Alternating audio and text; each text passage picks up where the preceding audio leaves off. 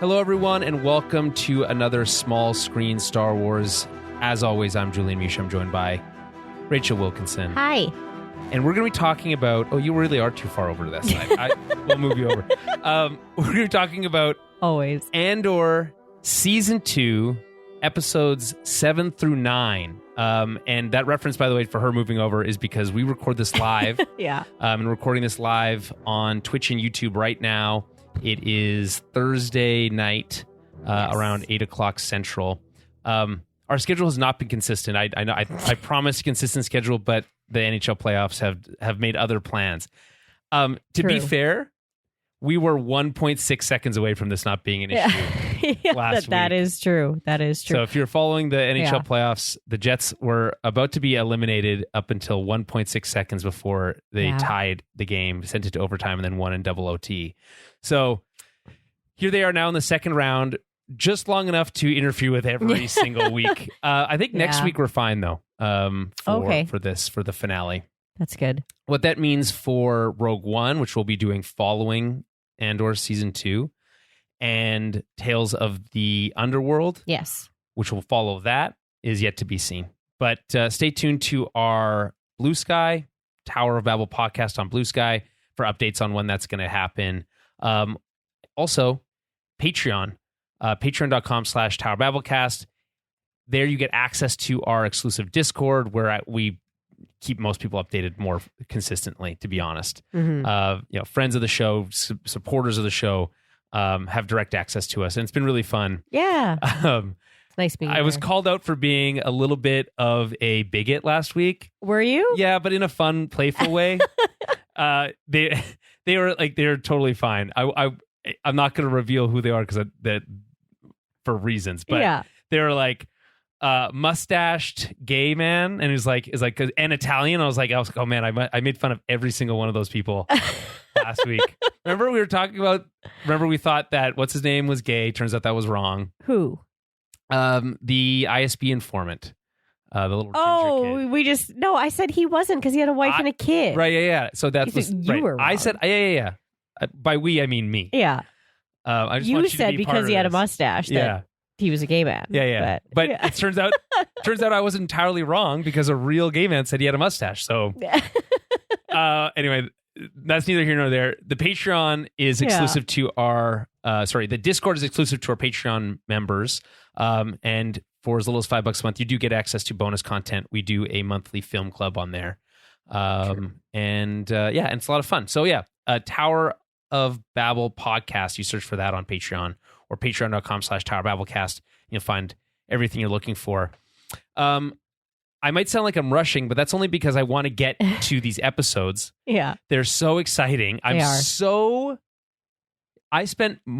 know if this is the most time I've spent making notes because there's no I think the record was 12 pages. Something insane. This is 11.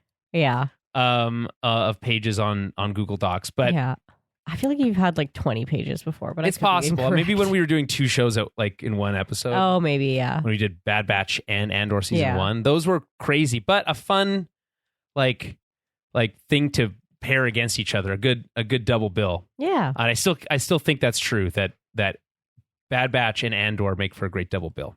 Anyway, so again, we're going to be talking about episodes 7 through 9. This is the penultimate 3-episode arc before. Can you believe that next week it's already over? I know, right?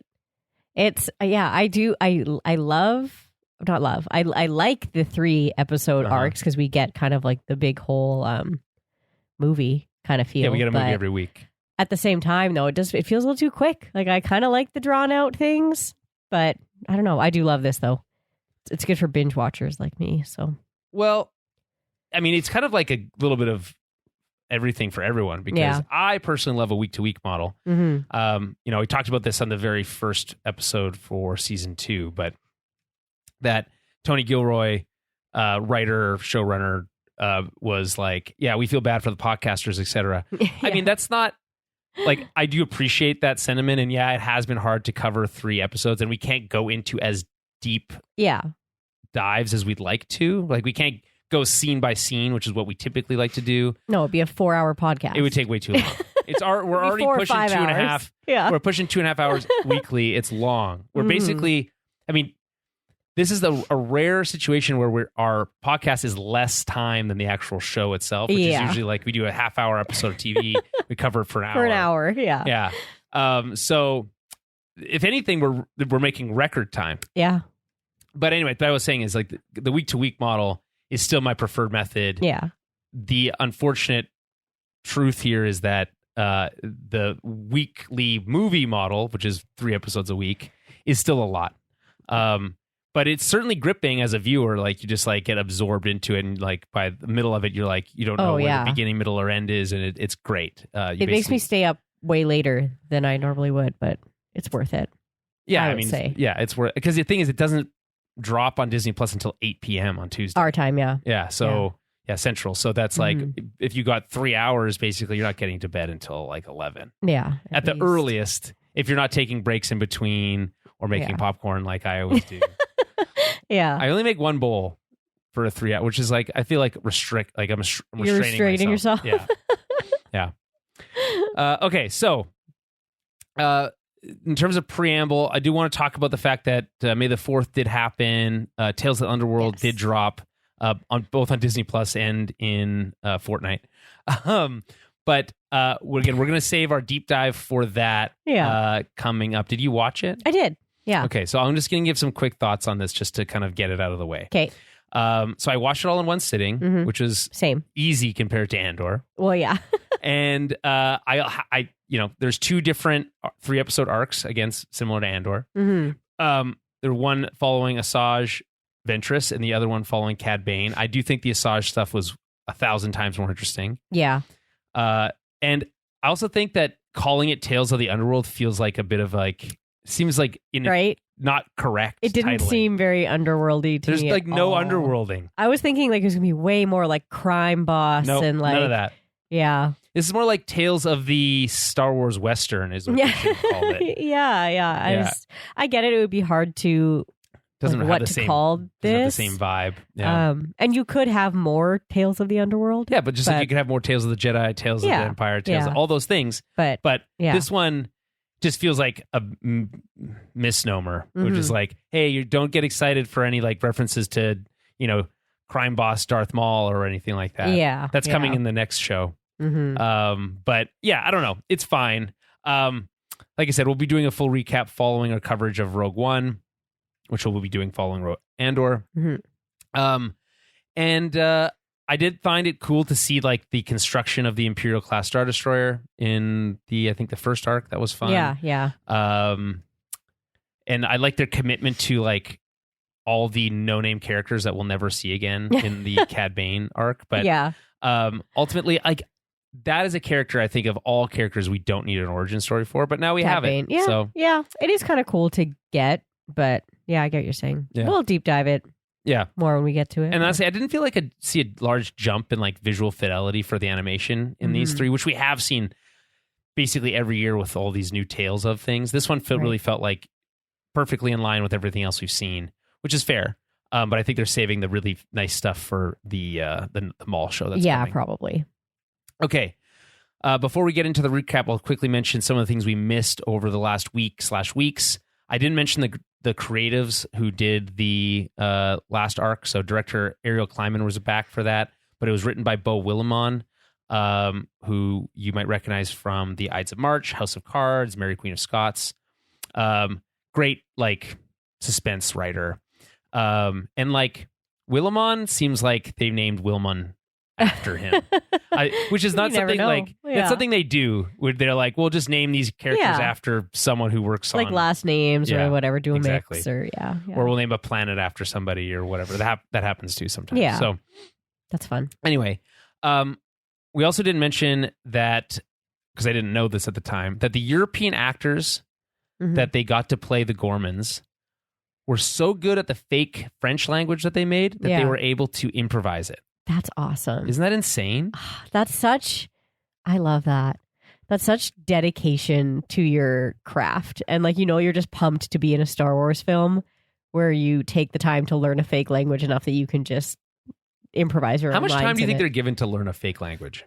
I don't know. I mean, for this, probably quite a bit because they knew everything took forever. Yeah, because it took so long, right? So they probably had a whole extra year, I think. Yeah, it's a good point. So they probably were like getting to hanging out together during COVID. Yeah, right. We're like, well, it's COVID. May as well learn this fake language they made up. And that's pretty cool, though. I bet they can also talk to each other in it now.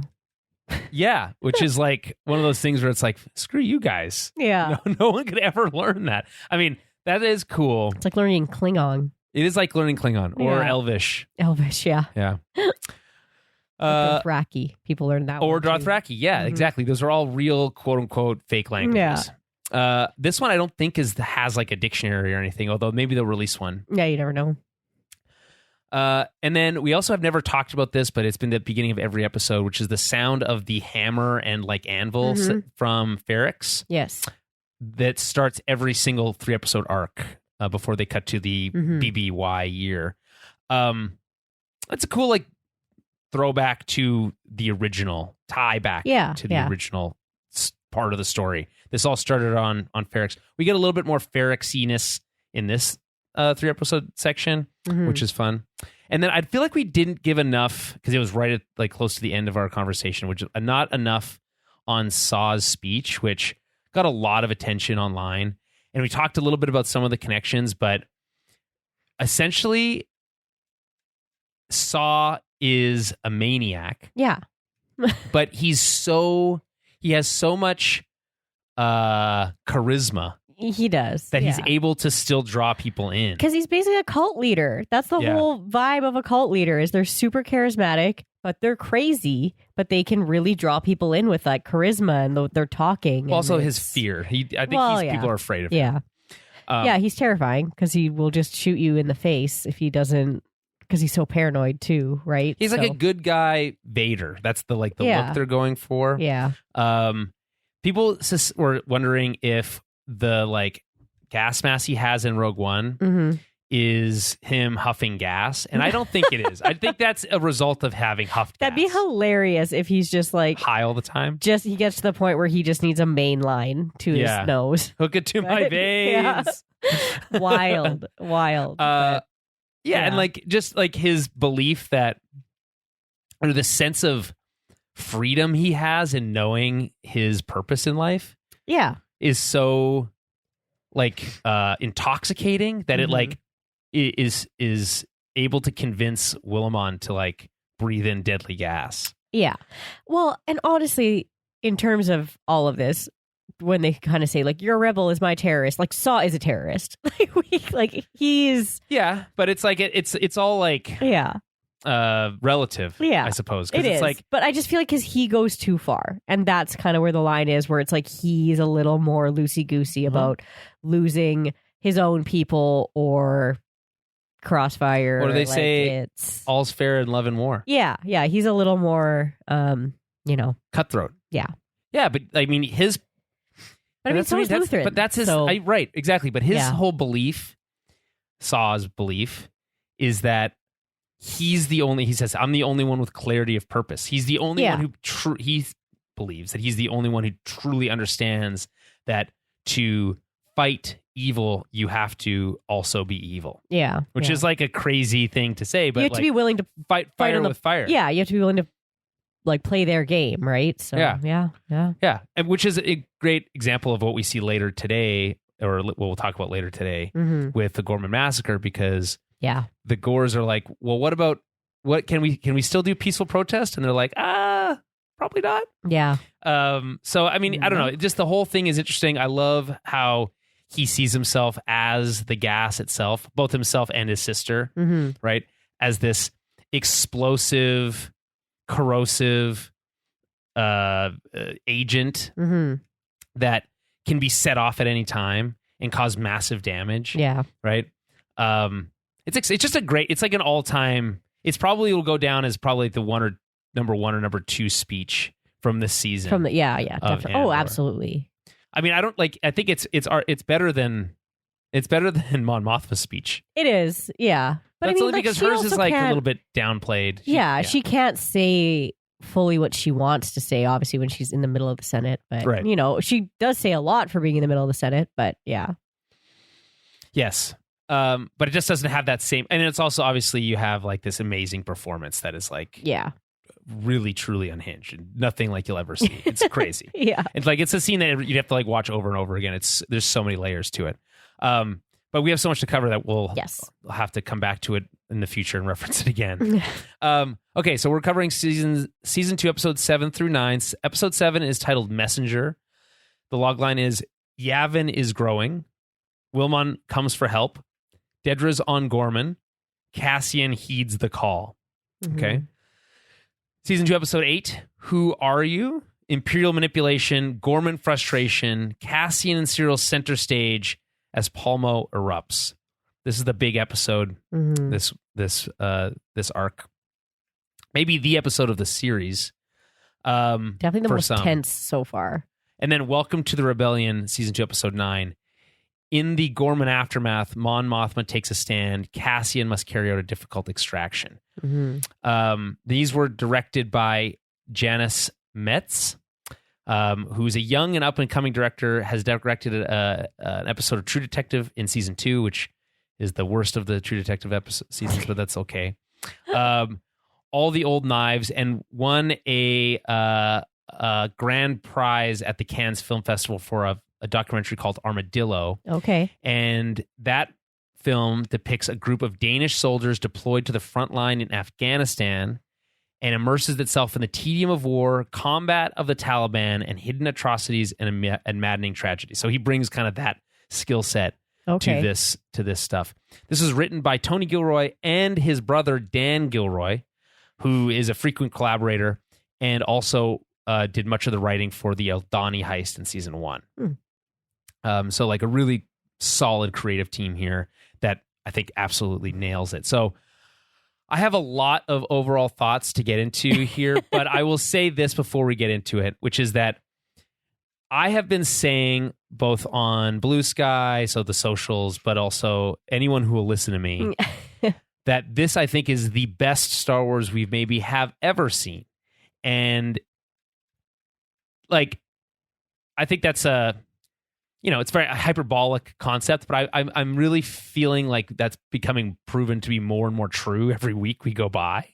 Yeah. And so I feel like this question has started to like reach a higher level of reach in the online spaces, because I've seen it now being posed, and also that question, is it the best we've ever seen? But also people stating it as it is the best we've ever seen all over the internet. Right. And I'm backed up by a few things that are a little bit more independent, which is that episode 8 is in the top 10 of all-time highest rated episodes of television on IMDb. Not just Star Wars, all-time television is in the top 10 on IMDb. Rotten Tomatoes has these 3 episodes ranked as the most critically acclaimed live-action content in Star Wars ever. Wow. Including all movies. And Paired Analytics Streaming Economics System, which is a mouthful, calculates that from when it premiered in September 2022 through the end of 2024, the show has brought in over $300 million in streaming subscribers revenue for Disney Plus globally, outpacing other live-action Star Wars series like The Book of Boba Fett and Ahsoka.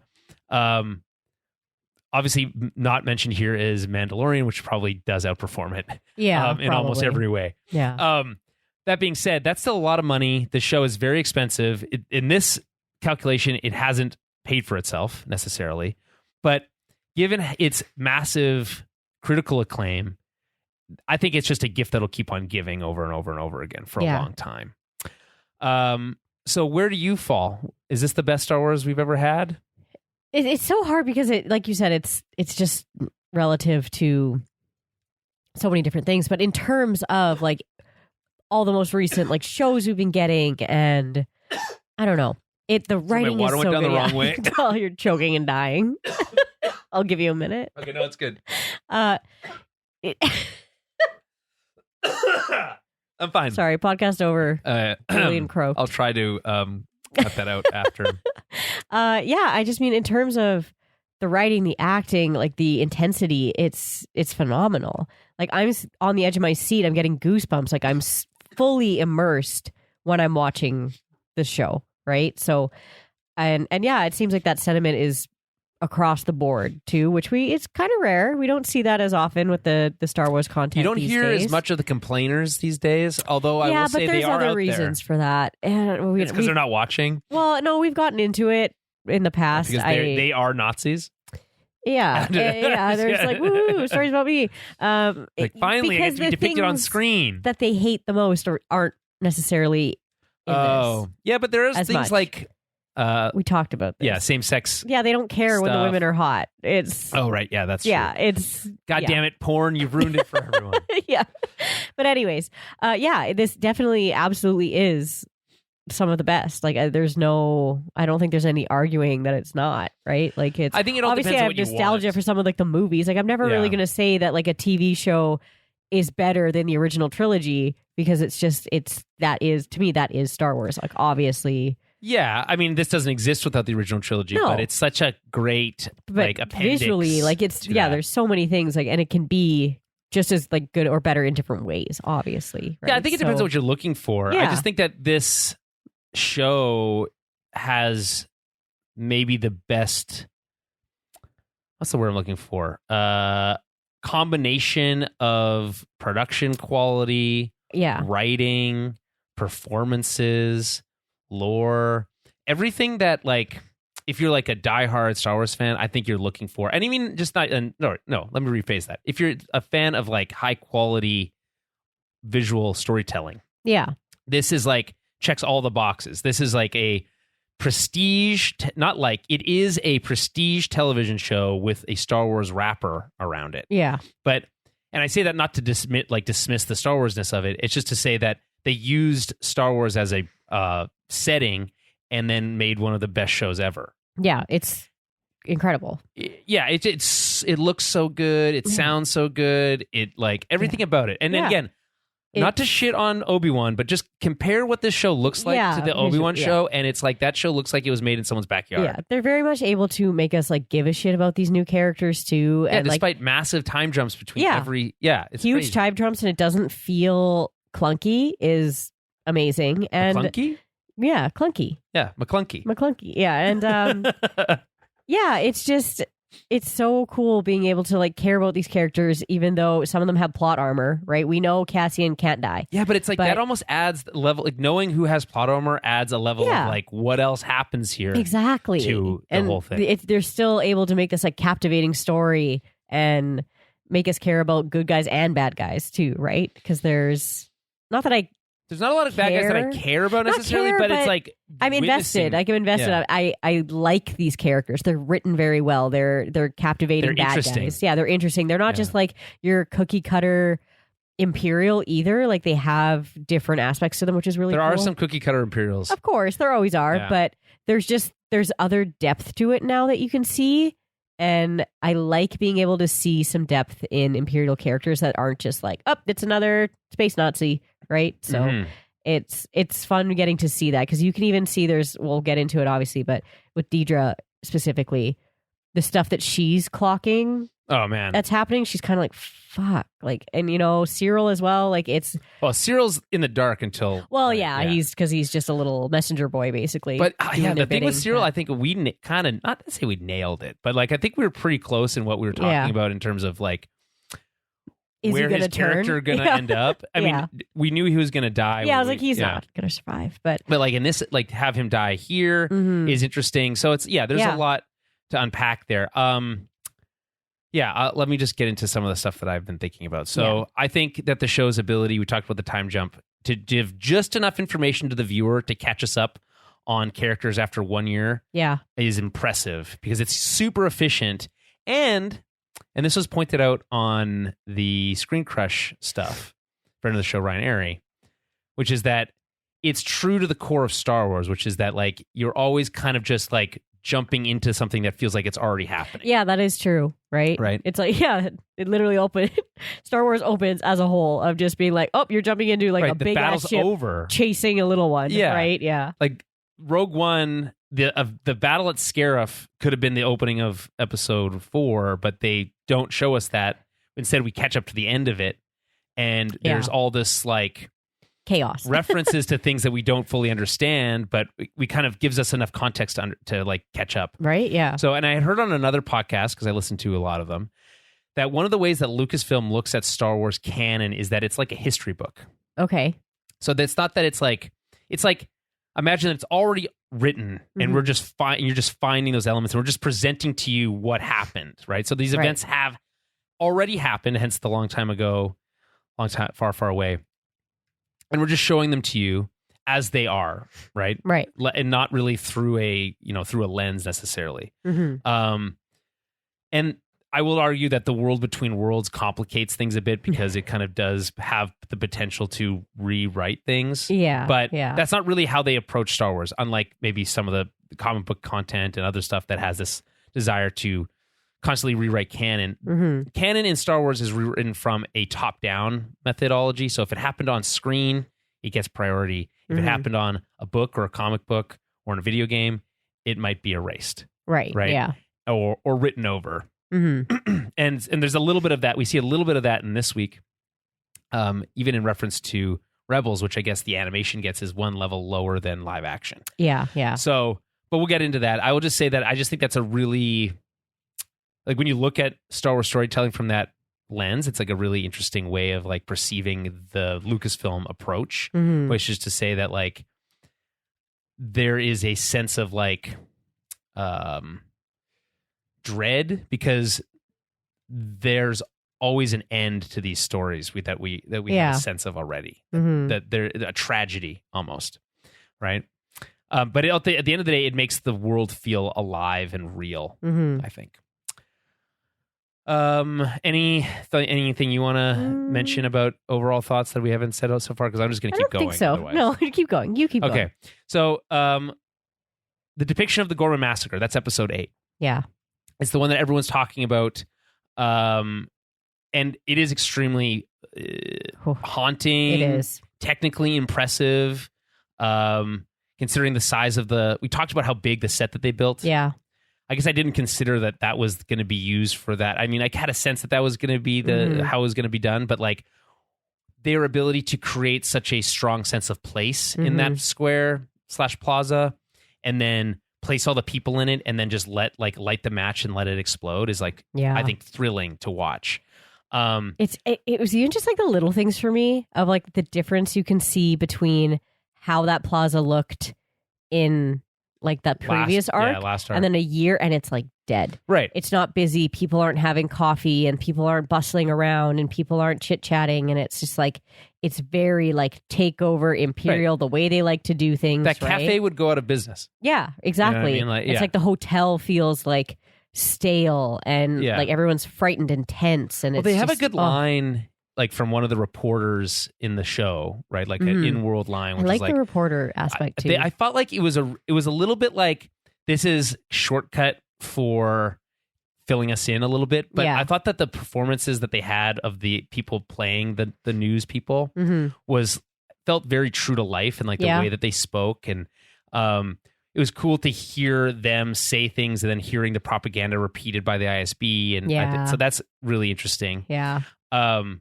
But yeah, like there's a line where it's like the city that was already kind of like on edge is like tightening up, right? And it's like you could sense that in the show. Yeah, it was a very intense episode. Like I felt like I was stressed the whole time because you just feel that tension and you just know that something fucked up is going to happen and it's just going to take like one little spark. Well, there's a lot of characters that could die. Outside of Andor, it's like there's really everyone else could die. Yeah. So, I mean, that's exciting. Not that like death is exciting, just that the stakes are high. And then, the way they do it is just so fucked up. Yeah. And then and we'll get into all that. But like, I remember saying last arc felt like a lot of setup and like there was certainly not a lot of action. That's not to say it was bad. It just had a very more like relaxed feel to it. Much more spycraft heavy. This is action heavy. Very, yeah. And, I think I've seen some references to Jason Bourne throughout the internet here over the last few days. Okay. And I would agree that is an accurate like representation, like a visceral action through a European like setting lens. Okay. And then I will say, so yeah, episode 8, incredible. I will say that I think I found episode 9 with Mon's speech and her thrilling extraction, and then the culmination of Cassian's kind of like cursed destiny concept that they've been planting to be like, I think, more interesting for me. Obviously, there's less action, but the action we do get in episode 9 is so personal. It is, that it feels more exciting to me. It's just it's more intricate too, which is nice, and there's so many people in play and so many things going on in the background, and like not like betrayal, but like betrayal and plants and like all that kind of stuff. There's crisscrosses all over the complicated, place. And it's just like you can see like the Empire like freaking out because it's like they're not in control in this one moment, and that's so fun to see, and like all the little things that had to be done for that to even come about, right? 100%. I mean, it's just great writing. Like they could have made that boring, and they didn't at all. Like they could have just made it that she storms in and makes the speech and then has to run out, but they made it so much more intricate, and it's and the fact that they're using, like, they love to use these real world locations or really large sets, so you can move through space and like feel the sense of urgency to with a real honesty. I feel like that really makes the show like significantly more visually interesting, and from a storytelling perspective, like more thrilling. So I mean, and then just like episode 8, you kind of like this like looming, like we know what's going to happen. It's going to be tragic. You kind of just, it's kind of like this impending doom. Whereas, I also have a really good sense of what happens with Mon Mothma in episode 9, right? But I know where she ends up. All the pieces in between are like placed in such an interesting like to knock over all the dominoes again is so fun to watch that I think it's more interesting for me. I would love to get a sense from people who've never seen Rebels, because there's some allusions to some of the stuff that happens in Rebels. Yeah, that's true. How they feel about it versus people who have seen it. We've both seen Rebels and the episode in question. I feel like also like maybe how invested you are with Rebels, because I'm sure people who watch Rebels like once don't remember. Yeah, it's not as like but like I don't know. Rebels is one of kind of like peak Rebels though. It is season 3. Rebels is one of our like at home, like kind of your background comfort shows. Like we cycle through Rebels and then we start Clone Wars and we watch all of Clone Wars and then we go back to Rebels. So that's kind of like our weekend putzing around the house background shows that we have on while we're eating breakfast or whatever we're doing. Well, it's good that you got that going on. I can't bring myself to rewatch stuff very easily. Really? I love rewatching it. It's just, I feel like sometimes you notice new things, or like you pay attention to some episodes more than others, and that's why I have weird like random info about all that. Well, it's good. That's what I'm saying. It's good that someone's doing it, because I would love to be able to rewatch these Andor episodes before we talk about them, but I can only have time to watch them once. Yeah. So unfortunate.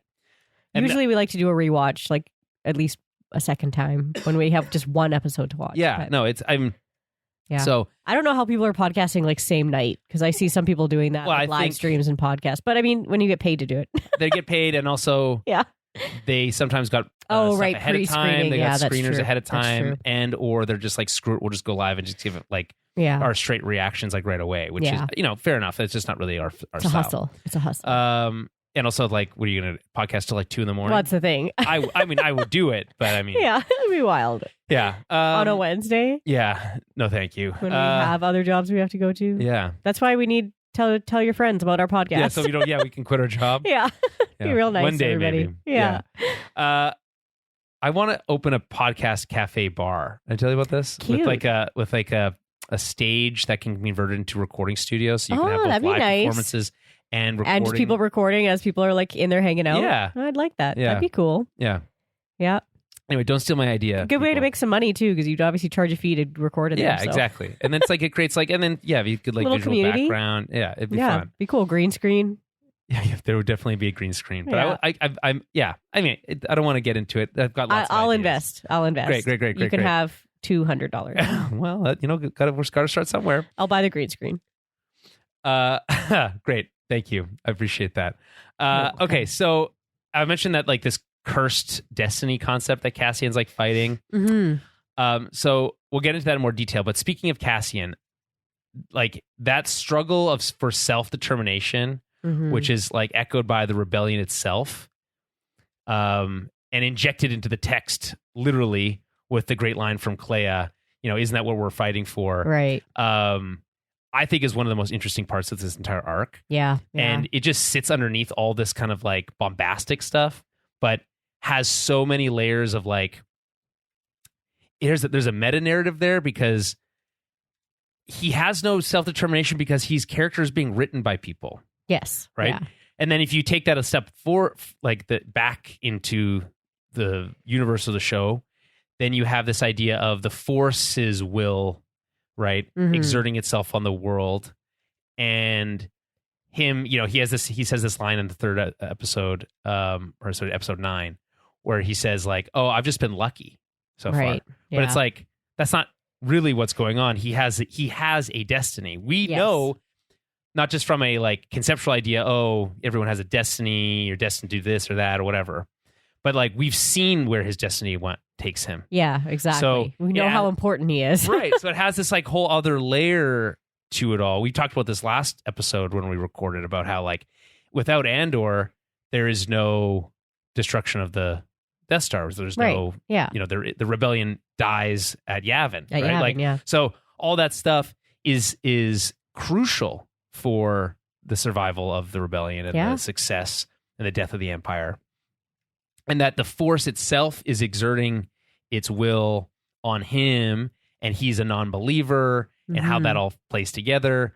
And then Bix leaving him because she is such a true believer is so unbelievable. It broke me. Oh, it was so sad. I get it from her point of view though, because I think that Force healer really fucked with her brain. Well, I don't think so. I think the sense that I got was she was already a believer. I think she was already like a believer. No, not that she wasn't a believer. I think she believes in the cause.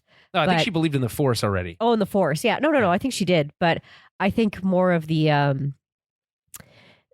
Cassian's destiny and like that healer. Yeah, but she was already having dreams about that. Yeah, about like I don't know if where he's supposed to be or something along the lines. Yeah, he has somewhere to be. She has somewhere to be, and I don't know if it's with you or blah blah blah, right? And she's like, it's not with me. She's like, if he stays with me, he's not going to do what he needs to do, so I need to bail because that's so crazy. So and it echoes. It's a reverse of the Vel and Cinta thing because for Cinta it was the rebellion always comes first. What's left, right? Yeah. And Vel didn't think that was enough. So you have Vel in the Andor role and Cinta in the Bix role. And instead of rejecting that for the love of each other, she embraces the destiny and the rebellion is bigger than both of us. Yes, yeah. And chooses that for both of them. Yeah. And I mean, that's it's the very last thing that happens in these long 3 episodes, but I feel like it's important we mention it now because it's such a powerful motivator for Andor over the next 3 episodes, the final 3, and then into Rogue One. His like life partner, they called each other like husband and wife. Whether they were actually married or not is irrelevant. That's how they saw each other. Whatever, yeah. And so she chose the cause over him. And he always felt like the cause was just a means to an end, right? Yeah. The cause is important because it enables me to have the life that I want to have with Bix or in the world. Yeah. Right? Free to make my own decisions, which is what he wants to be able to do. Right? But she understands at like this spiritual level that which is beyond like because she doesn't have the courage to say it to his face. Right. She can't do it because she knows she would fail at it. So she records a message and she knows in her brain, in her mind, she knows that it's important that he be a part of this cause. Yeah. But also she knows at a spiritual level that he is destined for something bigger than her. Yeah. And is willing to sacrifice all the things that her future life that she wanted to have potentially for that bigger idea. Like I said, it broke me at the end of this. I was bawling my eyes out. I'm not going to lie. It was really sad. Yeah, it is sad. It really hurt. It is sad. Yeah. Yeah. Okay. So what else have we got here? The Gorman Massacre. We talked about the sense of place, feeling of inevitability. Sorry, still dealing with the water situation. Waterboarded yourself. Yeah. Captain Kaido is such a crazy character. Is that Scarface? That's Scarface. Yeah. He's a dick. Truly messed up person. He is just the worst. What He's happened up to there. him? Yeah. He's up there with the worst of the worst. Oh, I yeah. think. I love that they call him a crisis manager or whatever. It's like, it's so gross. He's such a bad guy. We talk about how this show doesn't have a lot of mustache twirling villains. This is one of them. He is. He is truly chilling. I have so many thoughts about everything he does and how messed up it is. Oh, it's gross. To his own side too. But it's to means to an end. Chilling. It's so chilling to I wonder what it's like to just not give a fuck to be a to that sociopath. Level. Yeah, I guess he is. He's not. That's a full blown psychopath. I guess I don't know because I'm not one. Yeah, right. It's really hard to understand. It makes sense why you would be on the bad team. Yeah, but he's useful to have. The thing he said was he doesn't really care about it. He's just I'm just looking forward to a comfortable ride home. Yeah, it's just a job. Yeah, right. It's why? No ability to understand humanity as a concept. I feel of all the Imperials guys, I do feel bad for the one captain. Oh, who's these are not trained? Yeah, they're green. I feel so bad for that guy because he's just what? They're basically just young men. You put on the uniform, and he knows. Endorsing. He just knows what's not. He doesn't know what's going to happen. I think he's a pretty good idea. Of he's just this isn't going to go they're well. They're being manipulated, and he's this is messed up. He's you can't just send these boys out to deal with a mob, but they're not going to know how to do that properly, right? It's the one time I feel bad for an Imperial, it was him. But he's still being a bad guy. Not me. Doing his bad guy job. Didn't feel bad for him at all. The propagandized news is one of those, I think, one of many reflections of our modern society. We also get one in the death of truth in Mon's speech. Mm-hmm. I think this is one of the things that this show does really well, right? And Star Wars has always has in the past, the original trilogy, the prequels have always been an analog for real world things. Yes. And so when you get away from that, it can sometimes feel a little weightless, whereas this gives it a lot more oomph, as it were. So that's, I think, really important. That term, the resistance to imperial norms, is such a messed up. Ooh, that's such a propagandist put that. Everything is so icky, and it's so but well done, so well done that it just makes you shudder on how messed up it is. Yeah, right. And it's very much stuff that you see in real life here in other countries and in other parts of the world, right? So we see these kind of things where it's every country, a dictatorship, all over the place. But a more specifically in dictatorships where they're exactly resistance to the norms there, right, can get you killed, can get you put in jail, can get you all these awful things. What's important to remember is that in this scenario, imperial norms is the norms before the Imperials came around is what they were doing, and then just trying to maintain their normal life is resistance to imperial norms. Because they're imposing their new set, their culture, quote unquote. Their new set of onto them. I'm going to take this, and you're going to be okay with it. Right, but the thing that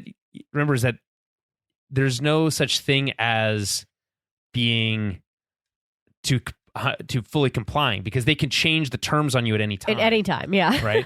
So exactly, and then that's again another example of the death of truth. And so it's I love, like I said, we've said it before, but the little aspects of seeing the reporters and seeing the propaganda and seeing the way things are getting worded is just kind of haunting a little bit. Yeah, it is. Right?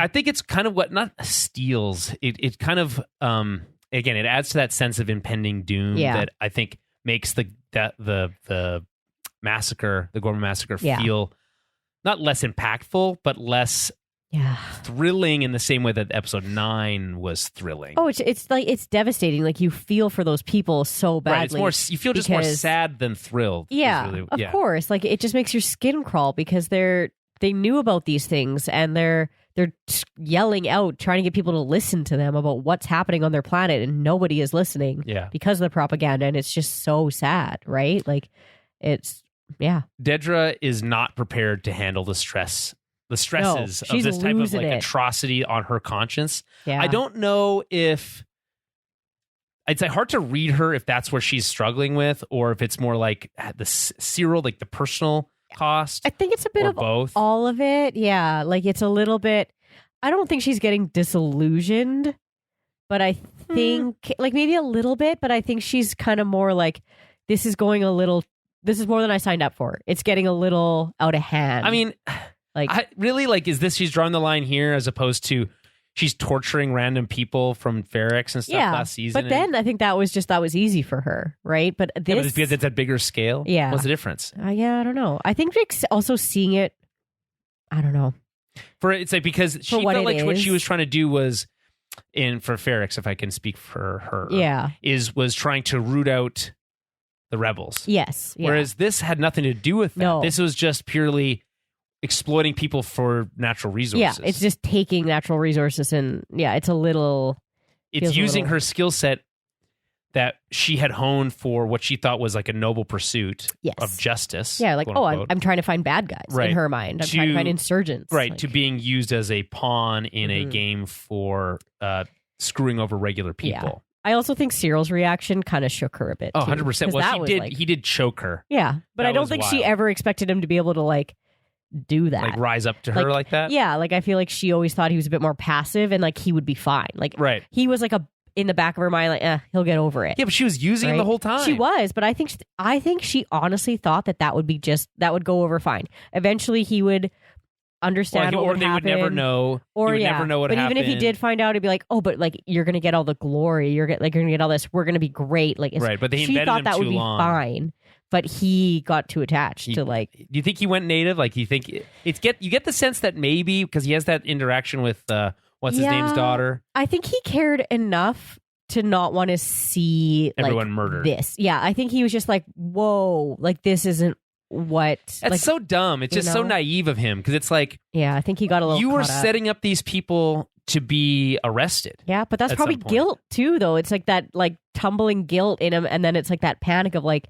Trying to project that onto like maybe her too, being like crazy. You know, I'm sure it's a lot, but he was fine if they got arrested in the pursuit of catching outside agitators. Yeah, probably. But he draws the line at them being killed. It's like you like, come on. Yeah. What do you think was going to happen to them in their prisons? Well, exactly. You know, like it all comes across as just like he was living a fantasy. I do think there is a pretty hard line though between like.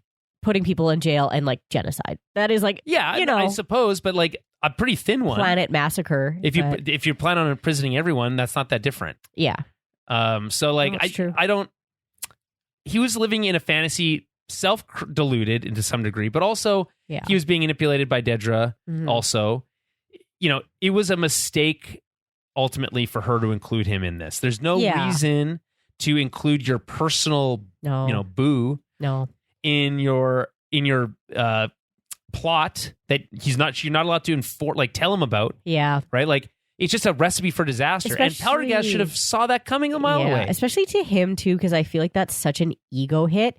Being like, oh, you're good enough for me to use you, but you're not good enough or smart enough to actually be like in on the plan. Yeah. Right? It's like that's pretty like fucked up to like someone's like psyche being like, you're my partner or whatever. Well, we thought we were on the same we had the same goal, but we didn't have the same goal at all. And you couldn't even trust me with like the actual information. Like that's F. Right. Like it's a bit of that. Like that would for sure piss off a guy like him because it's like you're still not good enough to be in the inner circle. Yeah. Like and you want to be so badly, and they're just like they're still treating you like a whatever cop basically. Right. So how do you feel about his death? Cyril's death. I felt a little bad for him. Because it felt like with his death that Cassian not knowing who he was like the last blow to his my God. His like psyche being like, this guy doesn't even know he's who I am. He's completely broken. Yeah, like he's just like, I'm fighting this this cause. I'm pissed off about this. I see this guy that I was chasing after for however long, and he doesn't even know who I am. Like I'm so insignificant. Yeah, but why? Given everything that's happening to him in this moment, why is he tackling Cassian? Why does he care about Cassian anymore? I think it just like triggers him, honestly. Like all this shit's going on, and then he's like, "This fucking guy's here," and or it's like, "Oh, there was outside agitators," because he thought that was too. a bullshit lie. He's like, "Oh no, there actually is them. I can prove it. Maybe he's kind of having this like." A lot of things racing through his brain. But he does like he's lowering the gun or the blaster like as Cassian says like, "Who are you?" And I think that just like it's because he's question like, he wasn't prepared to not be recognized. Yeah, which is like because to him it's classic. Like is it from Mad Men, which is like I don't think about you at all. That line, which like. But that is a blow to someone if they like, you're not recognized when this person is so important to you, and you think that you've been after this person and they should know that you've been after like stalker behavior, really. Yeah. And it's just like, who are you? Like that would be such a blow to his like already blown psyche because he just got completely trampled by the ISB. Do you remember the last time they were even in the same room together? Wasn't it when Cassian tied him up? Yeah. So it was back in season 1, like one of in Ferrix, because when he came back to town to try to catch him. Yeah, and Andor got the jump on him, and then he tied him up and left. But he never really saw his face that well. And even if he did, it's like it was like 4 years ago. Yeah. He's not really going to remember. Oh, and back then he was just like a patrolman. Exactly, like, he wasn't really and that was the whole thing because at the time too. Cyril had seen Cassian's face, which is how he could like recognize him, but he had only heard Luthen's voice because Luthen told Cassian to kill him, and then Cassian was like, no, whatever, let's just get out of here, right? So, because that was the whole thing about like he knew what Cassian looked like, but he had only heard Luthen's voice, so he was like, I'll know him when I hear his voice. Yeah, there's a whole term for this, and I wish I could remember what it is, but it's like there's a term for these like one-sided relationships. It happens in like with like YouTubers and stuff where it's like people feel like they know you because they see you all the time. I don't know what that's called, but it's like when you like influencers have that. Yeah, it happens all the time. But this is like an example of this. Like to Cyril, Cassian is like the reason his life is ruined. Yeah, the reason his life fell apart. Cyril is nothing. Yeah. That's why I feel bad for him. Like, man, he just gets shot in the head after he's just like, cool. Like, ISB didn't trust me to know anything. This guy I've been after for years doesn't even know who I am. Like, I'm just like, I don't matter. But like, he had so many opportunities. Again, it's why I don't feel bad for him because like there was so many opportunities for him to chill out, understand what was going on, and pull up. Yeah, but he kept going until the very last possible moment, and then it was too late. And then he let his rage. And like his soul, like he's so broken by what he's seeing. Mm-hmm. He's obviously moved by the massacre to some degree. That's messing with him. And feels for like sure. and like blaming himself. He wears some of it, and then he doesn't know how to process any of that, and then uses that like influx of strong emotion and just like, oh, here's a perfect outlet for it. Yeah. And I will say it's a great fight sequence, though. It is, really, yeah. like, see, I thought maybe Cyril would get taken out more of like a trying to save Dedra again or whatever, but like that wasn't even part of it. Like, but definitely Dedra's still around, which is so interesting. Do you think we'll still see? She must still play a role in the final. Yeah, arc. absolutely, she will. I think I think she's broken now too. I think to be like, there's that great shot of her like trying to like loosen her collar. Yeah, and her hands are shaking, and she's just trying to like put herself back together to like be her personality, right? But yeah, I do think she's definitely shaken. We'll see if she's shaken enough for it to matter or whether she's still gonna. I don't know, like how many atrocities can one person commit before they like completely lose it? I mean, I guess the sign is that she's not a complete psycho sociopath, whatever. Yeah, like this is she shaking has her. some sense of understanding of humanity, but it's been so suppressed by even like there's a great line where she's like, what have we even been doing here? Cyril says. She's like, we've just been following orders, which is like classic Nazi stuff. Yeah. Oh yeah. Right. And we know that those like the Nazis who committed atrocities were haunted by what they did. Yeah. So there is like, where does she end up in like a mental asylum? Yeah. or does she defect? Like I feel like it would be really interesting to find out that she was a defector at the very end. Yeah. Right. We never she see her would again. Be one though that's a little like, because she has so much information that like they could never let her leave. No, like it's just kind of like she's a bit too good at her job. Right. But that's why she would be such a valuable asset. Yeah. Right. And besides, they don't need her. They already have Lonnie. Lonnie, They already have yeah, Lonnie. they got Lonnie. They don't need any inside help. He could. I mean, if they feel like Lonnie could have her burned, really, at some point. Okay, so the other thing I wanted to talk about in terms of overall thoughts was, and I'll just say in general, the show's ability to weave, and I mentioned I think at this last week, this interconnected web of thematic storytelling between different character parts and different parts of the story to tell this cohesive story that has like a handful of core messages and doesn't get like mixed up in like what it's trying to tell. Like every character relationship has like a underlying, like especially like the romantic ones have like a similar underlying like message that they're trying to tell about the cause. Like because Dedra puts the cause above her relationship with Cyril. And, you know, it causes a different fracturing from what we see with the rebels, but it's just like another reflection of these same ideas. It's a very intricate show with a lot of confusing stuff, and we'll probably get things wrong as we get into like the nitty-gritty parts of it. But the fact that it's able to do it at the level it is at all and make it cohesive is why this show is the best, ultimately. Yeah. Yeah, it's phenomenal. People can't understand it enough that this is the best shit they'll ever see. It's just crazy. Okay. So Mon's break from the Senate. She decides to leave following her big speech. She's going to make the big speech, and it scares her. I find it interesting that her character arc like doesn't really move much until the very end of this arc. Yeah. Because she still feels like she's kind of stuck in the same place that she was at the end of the first arc. Right. When Tay was killed and she's just drinking away her problems and feels like under so much stress. Yeah. Yeah. Right. Because I guess part of it is she's in the dark. She doesn't fully understand what like the bigger picture that Luthen sees. She has some information at a higher level, but her life is completely absorbed into this thing that's so unbelievably dangerous. And so you can understand why she'd be scared. Yeah. But there's like this, you know, she's mad at Luthen. She's mad at her assistant for being a spy. It's like, how have you not understood that it's bigger than your own ego on this stuff by now? You know? So that a little frustrates me a little bit, but then she comes around at the end and it's like this complete 180 and it's very satisfying. I think a little bit with the whole like Luthen spy thing, 'cause that's her cousin, I believe. Right? Oh, her second cousin or something like that.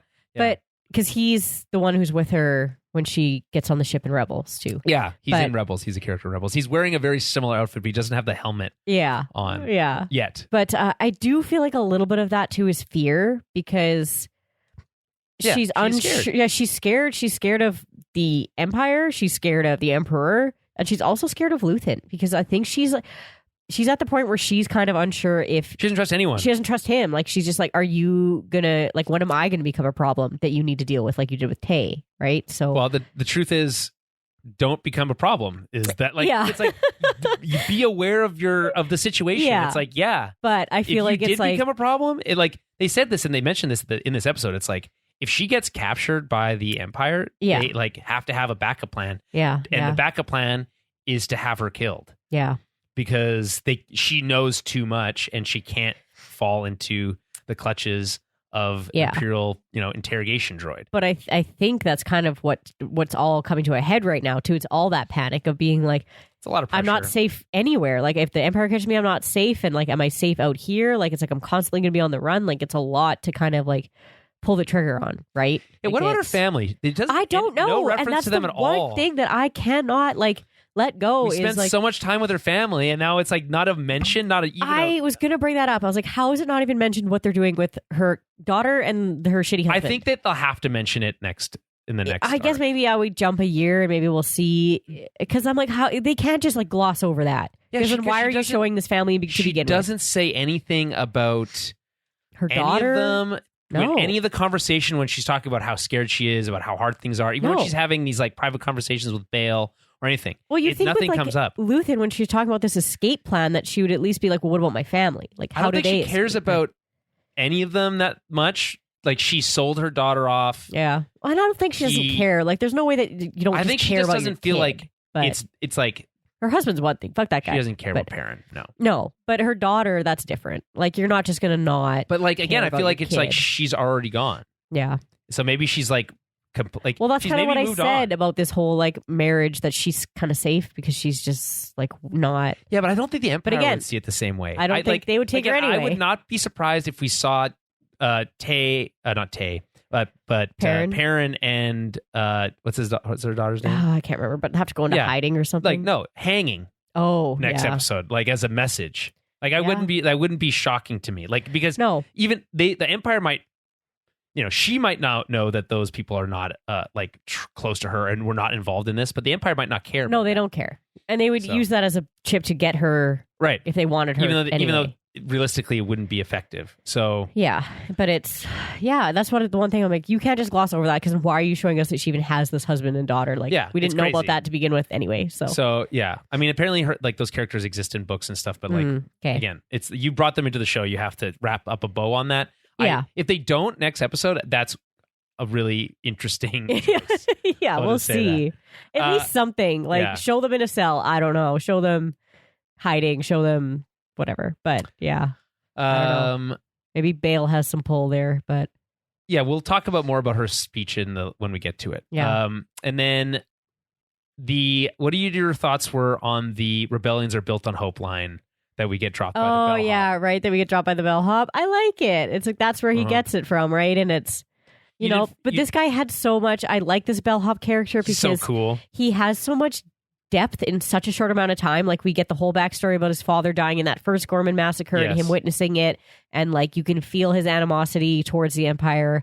He still wants to stay close and keep an eye on what's happening in that site. Useful in this example. Like, he's finally useful here. Right? And then, when Cassian shows up for the second time with a fake name, a different one than the last time. Right. And Cassian doesn't recognize him at first, I don't think. It's nice that he's like, he helps him out and everything. Like, there is so much fun writing here with this character, because it is such a minor character, but I feel like they added so much to him within like 2 episodes. It's like a great character that adds texture to a world. And I don't know. My first reaction was, ooh, that reminds me of like the Solo situation. Oh, no, I don't think it was that bad. But I've heard some compelling arguments, one being that it shows like how a small idea can gain a foothold and like become this bigger thing. Yeah. And like a great example is the Winnipeg Jets playoff run. There's the We Believe thing. Which was already a thing before the last second comeback. Okay. But then after that happened, that We Believe slogan started to be like adopted by the team itself. Yeah. You're seeing it everywhere. It kind of gained a life of its own. And, that's maybe not the best example, but it is interesting because you think about it, that line gave me chills in Rogue One when I first saw that movie, which was like Jin's use of it to convince the rebels to take this larger action. It's in face of fear, right? Hope beats fear. Yes. Yeah. Because they're all afraid of this Death Star, and they ultimately shake that to go to Scarif and make a difference. And that, so this idea that this one little bellhop with this nice little slogan was able to, despite I think dying in this episode. Yeah, he throws a bomb and he tries to hide from it, but I don't think hiding behind a desk saves you from a grenade. So maybe it does. I don't know. And so this one little idea can like gain a larger concept, right? And then obviously A New Hope is like that. That's that whole underlying term. And I do like that it comes from someone who is closer to the whole thing. Is closer to it, and someone who like actually has a lot of passion for what's going on because it's directly happening to him and his family and his planet and like his home. So I like it a lot. It didn't bug me that that's kind of where Cassian gets it from, right? Yeah. So okay, let's get into the recap here. I've used a recap written by Dan Gavosdin on Decoding TV. I've been looking for a comprehensive, not necessarily scene by scene, but like plot point by plot point recap that I could use as like a baseline instead of rewatching 3 hours of television. Yeah, I see. And so I don't love AI, the use of AI generally, but I did take that article and use it to spit out a bulleted list of things that happened. And then I've added like my own thoughts and stuff to it for the purposes of this recap. Yeah, I appreciate the transparency. Yeah, I should be said. But it's a really, really well-written recap. This Decoding TV's great little website that covers television. Like Dan Spark Gosden. Notes. Yeah, basically, yeah. And I was like, hey, take this super long recap and just give me like the high-level overview of it so we can talk to it without getting... without me having to like think through each individual moment in an episode and then write it. Right. This just saves me a ton of time. And as one person, it's the one thing that AI might be good at is recaps occasionally. Yeah. So we don't have a team of assistants here to do it for us. So no, we do not. Okay, so before we get into the individual episodes, I will say, as like we talked about last week, what was happening concurrently in 2BBY. Right. For context. Lots of Rebels stuff. Oh, yeah, lots of stuff from Rebels. Fortunately, there's a timeline page on Wikipedia that I could just like pull basically everything from. That's nice. So it's like the complete timeline starting with like 40,000 years in the past all the way through. So I'll just read these. I think it's partially in order, but there might be some stuff that's a little bit out of place. So with Thrawn's help, Price rises to the rank of governor of the Lothal sector. She's a real... See you next Tuesday, if you know what I mean. Sucks. With Price's help, Thrawn is promoted by the Emperor to the rank of Grand Admiral and is given command of the Imperial Starfleet's 7th Fleet. Governor Price solicits the services of Thrawn and his 7th Fleet in dealing with the growing rebellion on Lothal. So this is where like this all starts coming to a head. The Ghost Crew retrieve the Y-Wing starfighters from the Reclam Station, which become part of the Rebels' Gold Squadron, which is relevant to this arc because Gold Squadron escorts Mon Mothma back to Yavin. Right. And these are the Y-Wings, which is important, which we see some of them at Yavin at the beginning of this. So that had happened just prior to the events of this arc, is my understanding. Meanwhile, Sabine Wren recruits Wedge Antilles into the rebellion. Wedge obviously being a big part of the original trilogy. I wouldn't say big part, a part, I'll say. A recurring character.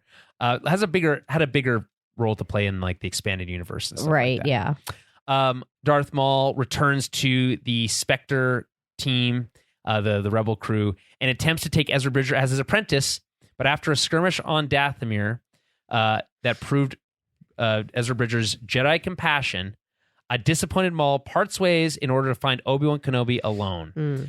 From Maul's lair, Sabine Wren claims the Darksaber. So that's happening again, like now-ish. Ezra meets Saw on Geonosis in this year. This also ties into Rogue One and Andor because this is when the Empire commits another genocide of the Geonosians to keep the Death Star plans quiet. Yeah. And that's Saw Gerrera, who we just saw recently, kind of catching up with the Empire's plans here. He thinks there's something more going on. Yeah.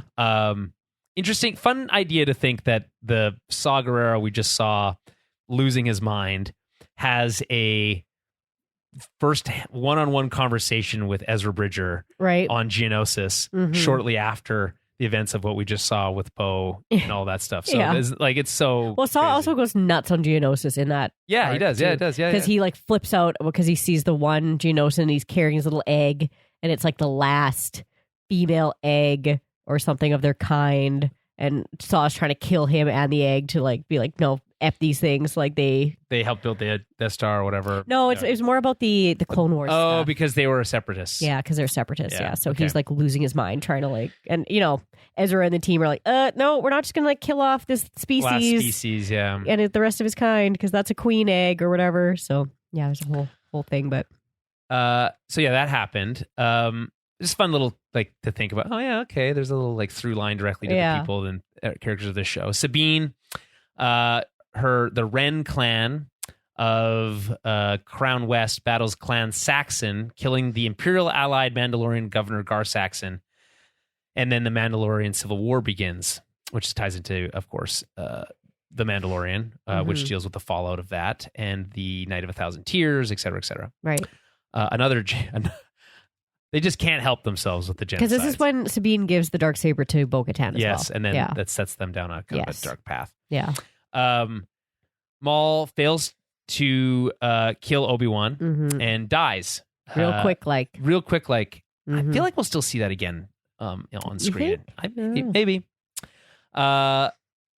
Alexander Callus is rescued before his cover is blown because he is another mole in the Empire. Yes. And this happens right before the events of Mon Mothma's rescue. Right. The Battle of Atollon happens at Chopper Base, resulting in significant defeat for the rebellion. Such a cool episode. Bendu, a powerful force-wielding being, intervenes during the battle. He's so cool. Bendu's the coolest. He's some of the best so lines. Cool. And then Commander Sato, R.I.P., sacrifices himself to allow the Ghost Crew to escape. And then following the events of this arc of Andor, the events of Rebels Season 3, Episode 19, Secret Cargo, take place immediately following. So if you watch Andor Season 2, Episode 9, and then watch Rebels Season 3, Episode 19, those are directly that's the timeline of events. Yeah. And you could pick up on where Mon goes after she leaves that safe house. Okay. So now that we know where we are in the timeline, let's start with Episode 7, Messenger. The rebellion is now centralized on Yavin 4, focusing its growth into an organized force. Interesting to see more of the Yavin base explored, at least for me. Yeah. Great I love bit their of like house. Yeah. I want to live on that little tree house. Yeah. It's the best. Yeah. It's like, can I do feel like that? there'd be bugs and there's like not great bug protection there. I don't think they're worried about bugs in this. Oh, you should be more worried about those giant dinosaurs that'll eat you. Yeah, exactly. It's like being like, we complain because we're Canadian. There's not a lot of bugs here. Mosquitoes. It's like mosquitoes, but like people in Australia deal with like bugs and poisonous spiders and snakes and giant spiders that live in their house all the time. The people in New Zealand deal with none of those things. It's wild. Isn't that crazy? They don't have that kind of stuff there? They don't have that kind of stuff there. They have like nothing. That's not true, but there's very few things comparatively, especially to Australia, in New Zealand that are like deadly. In fact, there's like no large carnivores of any kind there, as far as I understand. Delightful. So like they can just like, I hear animals just like run wild. Australians think like bears are wild out here. Like they're like, what the fuck? Like, yeah, there's big things that can kill you. Yeah. Yeah, because in Australia, there's also no big like aggressive. I mean, a dingo can steal your baby. Yeah. Obviously. You gotta watch out for that. But that's just like a dog. And yeah, but like a black bear is basically like a dog. You can just scare them away. Maybe not a grizzly. A lot more deadly than a dog. Yeah. Yeah. Depends on the dog. They're about 100 times bigger. Yeah, but they're skittish. Not 100 times, 10 times bigger. Yeah. What could kill you? 10 people-sized bears or 100 oh, God. No. I'm not going to get into that. Okay. So, which would be smaller than a regular bear, I suppose. I don't know. Have you ever seen a polar bear? Those things are deadly, though. You can see them up close at the Winnipeg Zoo. Yeah, those are scary looking, but not when they're just like doping around. The thing with bears, really dopey. They are dopey, yeah. Especially when they're swimming around looking all cute. But how funny are those videos where people are like, this bear cub is like comes home with like a dog, and it's like that's not a dog. Oh yeah, yeah. That's so. You mean funny. A dog comes home with a bear cub? Yeah. That's funny.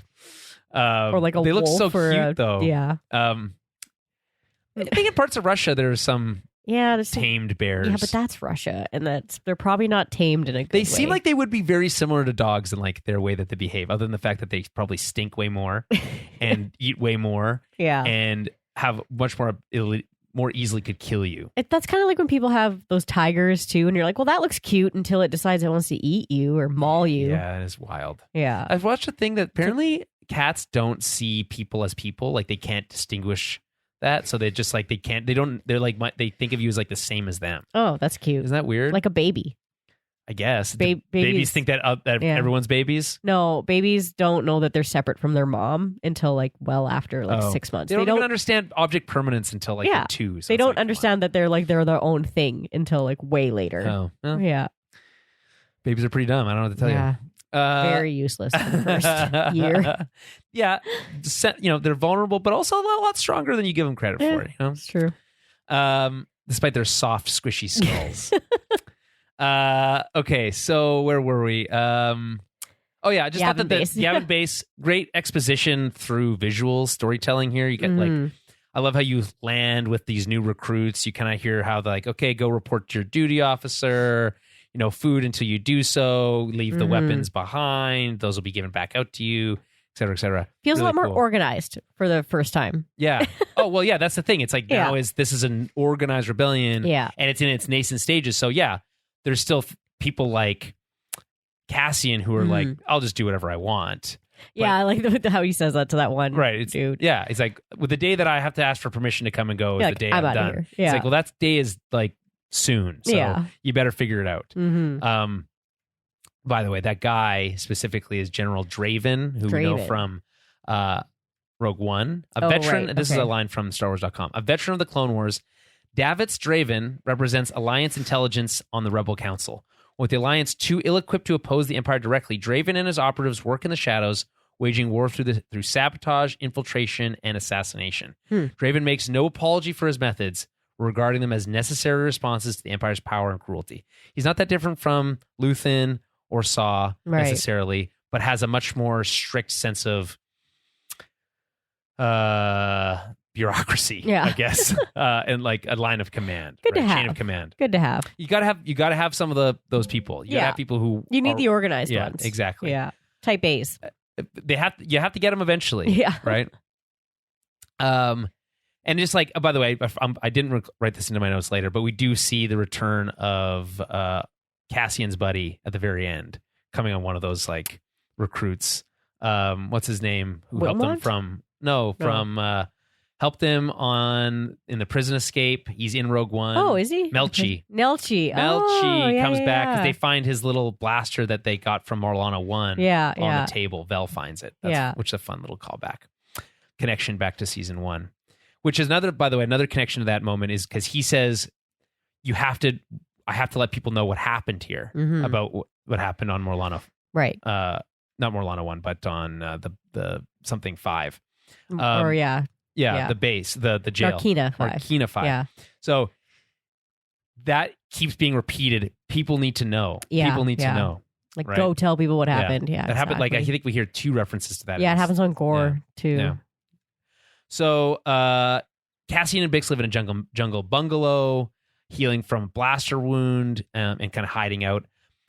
You can really see the relief on Bix's face with like what it means to be like away from Coruscant and like somewhere truly safe. Like they could go to bed and wake up without having to worry about necessarily. I mean, that also when she killed that guy. So oh yeah. Wow. Yeah, that's true. The doctor, what's his Dr. face? Gorst. Dr. Gorst, yeah. Yeah, but being away from Coruscant is obviously way less stressful. On your own rebel base, you're like, having your own little house, here. Yeah, like which is probably not something that everyone gets. There aren't Imperials like across the street, right? Yeah, so you can just be yourself. Yeah, exactly. So that's a nice touch. Yeah. Luthen much better through Willman asked Cassian to assassinate Dedra Miro on Gorman, who he initially refuses. I like this introduction because Willman's back from Saw's stuff, which we weren't sure that would happen. Yeah. So that's nice to see. Yeah. We're like, he survived the gas. But he's so secret. It's so interesting to see this like culture of secrecy amongst these spies because I think now in this kind of more organized rebel fighting force, you can't really have as many secrets. I mean, obviously individual soldiers don't know everything necessarily, but like they're not necessarily being told to mistrust their own fellow soldiers. Whereas like Luthen's group is like, you can't tell anyone anything anytime. No. Even your best friend. No. Right? So I think the only exception that Cassian has for that is probably Bix. So he's asking Willman, like, where were you? And he's like, I was out. Doing stuff. Yeah, doing things. Right. And he's like keeps pressing and doesn't get an answer. Right. And Andor is kind of a bit of a joiner here. He's late for a meeting, etc. But Willman's a little, he's still kind of more like, we need to be strategic and make these kind of like follow Luthen's commands and like do these like secret missions. And like Andor's kind of like Luthen's time is kind of running out. There's a bigger command structure here. We're a lot more organized. We can't be going off and just doing our own little missions. But in this case, it's personal, so he kind of eventually comes around to it. So there's talk. I love how there's this conversation with Vel. I think it's Vel with Bix, where it's like there's this talk of wanting to promote Andor but he keeps like acting out on his own, right? Yeah. And it makes it really hard for them. This is, it's funny because it's like you can think about this being relatable and like a true to life, like people in your life that are capable of things, right? But are like self-sabotage themselves all the time, and it's like, I want to give you more responsibility, but you just showed to me that I can't trust you. Yeah. But like, I'm not saying I can't earn that back or you can't earn that back, but it's like you keep just like pushing people away and like not giving yourself the best opportunity to succeed in your own role. Yeah. Right. So, and it's like, I'm imagining these meetings of like, yeah, Andor's really, really good. He's our best spy. He's a super spy. Yeah. We should really and he does get promoted. He does get promoted to captain in Rogue One. True. But, they're like, yeah, but he keeps running off. We can't trust him, so he can't promote him. Yeah. Right. So I just like that idea that there's people that they believe in his abilities, but they don't believe in him as being like a leader yet. Right. Yeah. Right? Yeah. I love how, and then we see General Draven as he's like leaving to go on this like personal mission. He's like, you can't just leave. He's like, well, I am. And so you see General Draven kind of give him this kind of like joiner talk, and you see his little like emblem patch, like his like rank insignia. Yeah. It's just like a sewn on little like piece of felt, whatever. Yeah. But later on, they get those little like, I don't know, pieces of plastic that hang off their shirt, like I don't know what you'd call that. Yeah. But like it looks a little bit more like professional. Yeah. Yeah.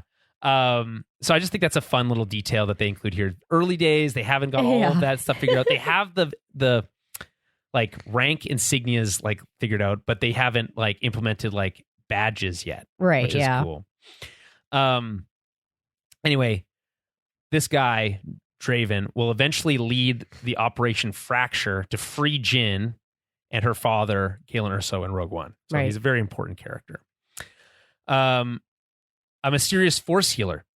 This is a really fascinating part of the story. Yeah, this is kind of like out of nowhere. Identifies Cassian's unique destiny, hinting at a spiritual guidance in his journey. Right. So it's rare, I think, for Tony Gilroy to touch on the Force at all. Not that interested in that side of the story. But we did see some of it in Rogue One. Not since Donnie Yen's Chirrut Inway have we seen such a direct through line to the mystical elements of Star Wars with Tony.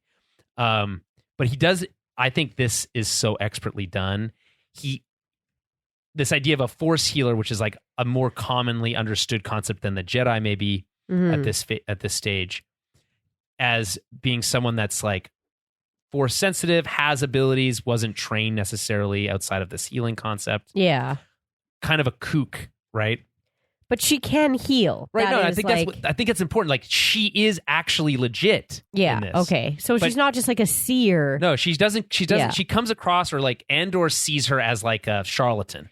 Yeah, because his mom was like, mom didn't fuck with them. Yeah. Right? That the mention of Marva. Marva. He was just like, no, like Marva didn't believe in. Right. In but that. it's like, so he won't. But it's like a tarot card reader or something to him. Yeah. Yeah. But she's like, no, I don't know. You got to give it a try. Like, what's the worst case? It doesn't work. It's like, whatever. And then we just go back to trying to heal you through Bacta or whatever. But she spots him across the hall, like across the courtyard. So cool. And is like, this is important, but not as important as I got to go do over here. Yeah. Leaves what she's doing, comes over, and like, it's like when, I don't know if you've ever seen this, like when kids are like, spot somebody and they're like, they get obsessed with this one random person for no reason. And it's like, what are they seeing? Yeah. And you see this in movies. Sometimes it's a trope in movies where like dogs or children are able to like identify something special about someone that is like otherwise unknowable. Yeah. You see those things too about like in the mystical world, if you believe in it. I don't, but thank you. Of like the occult people who say they can like talk to the dead people, and like they'll just be walking around, and like somebody who walks by them, they'll just be like, God. They're like, oh, like your grandpa says hello. How's the red car doing? And then like, people are just like, what the fuck? Like, right? I do have a red car, and my grandpa is dead. Yeah. I wouldn't want to know about the car. Yeah, like those kind of things where it's like, I don't know if I fully believe those things, but apparently they do happen where people are in tune with, I believe it, ghosts and stuff. But yeah, like right in that thing of like, no, zeroing in on someone and being like, yeah, there's something about this person. So that's an interesting like piece on its own. Yeah. Right. And then there's this idea of like there's somewhere he needs to be, right? So Bix has dreams that align with the healer's message, driving her to the conclusion that Cassian is meant to be part of the rebellion. Yes. That's his destiny. So this is a quote from the actual recap. She has a vision that allows her to see his, quote, strength of spirit. Cassian storms off, but the healer tells Bix that for most people, she can feel the weight of the past that they carry. However, Cassian is gathering that pain and loss as he goes with a purpose that might never become clear. Quote, he's a messenger, unquote, she says. There's some place that he needs to be. Maybe you're the place he needs to be. We know that Cassian is... So she can see, but it's not clear, right? Yeah. What does Yoda say about visions? Oh, right? yeah, like they're clouded or they're like not always... Right. Yeah, they always say that... Careful to be visions be. Yeah. Right? They're not always the full picture. It's kind of like illusions. Always in motion, the future There we go. That's what it is. Yeah. Right. Luminous beings we are. The Force is my ally, and a powerful one it is. Anyway, there's a place that he needs to be is such a perfect line because it speaks to the moment, in this moment of this idea of destiny. He has a greater purpose. Yes. That I sense as a Force person that to Bix is like really resonant, right? But then there's from a meta perspective, we know that he literally has a place to be. That beach on Scarif. Yes. Next to Jin. Yeah. They're holding hands, I think, in like a moment of like, we did it. Yes. Resignation. Yeah. It's a beautiful moment in that movie. But I think in general, like that, just saying there's a place he needs to be. She, as a like interpreter, doesn't fully understand what that means. Right. She can't see that. She just knows he's important. Like, so she's like, oh, maybe Bix, you're that, like maybe you're the person he, and like that might also be true because right, like the future is always in motion. Yeah. If she hadn't followed through with her ability to basically decide for both of them that the rebellion was more important, she might have been that person that she was meant to be, but then other things could have transpired. So it's like it's really, I just think it's an amazing piece of like inclusion here. I also think it's cool to have Force healers in general. We know that Force healing is a thing. Absolutely. You know? Yeah, I do think this really kind of pushes Bix to maybe what she was already thinking to.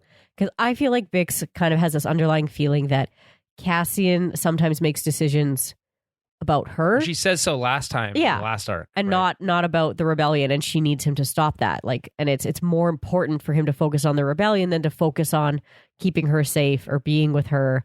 So that's why she kind of has to make this like almost like sacrifice, right? Of leaving because she's like, he can't keep making decisions. It is a sacrifice. She's sacrificing a future with this person for the greater good. He can't keep making decisions based on her. So she's like, I have to take myself out of the equation so that he can do what he needs to do.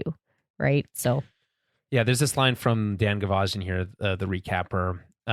We know that Cassian is bound for a greater destiny, one that will ultimately bring about the destruction of the Death Star.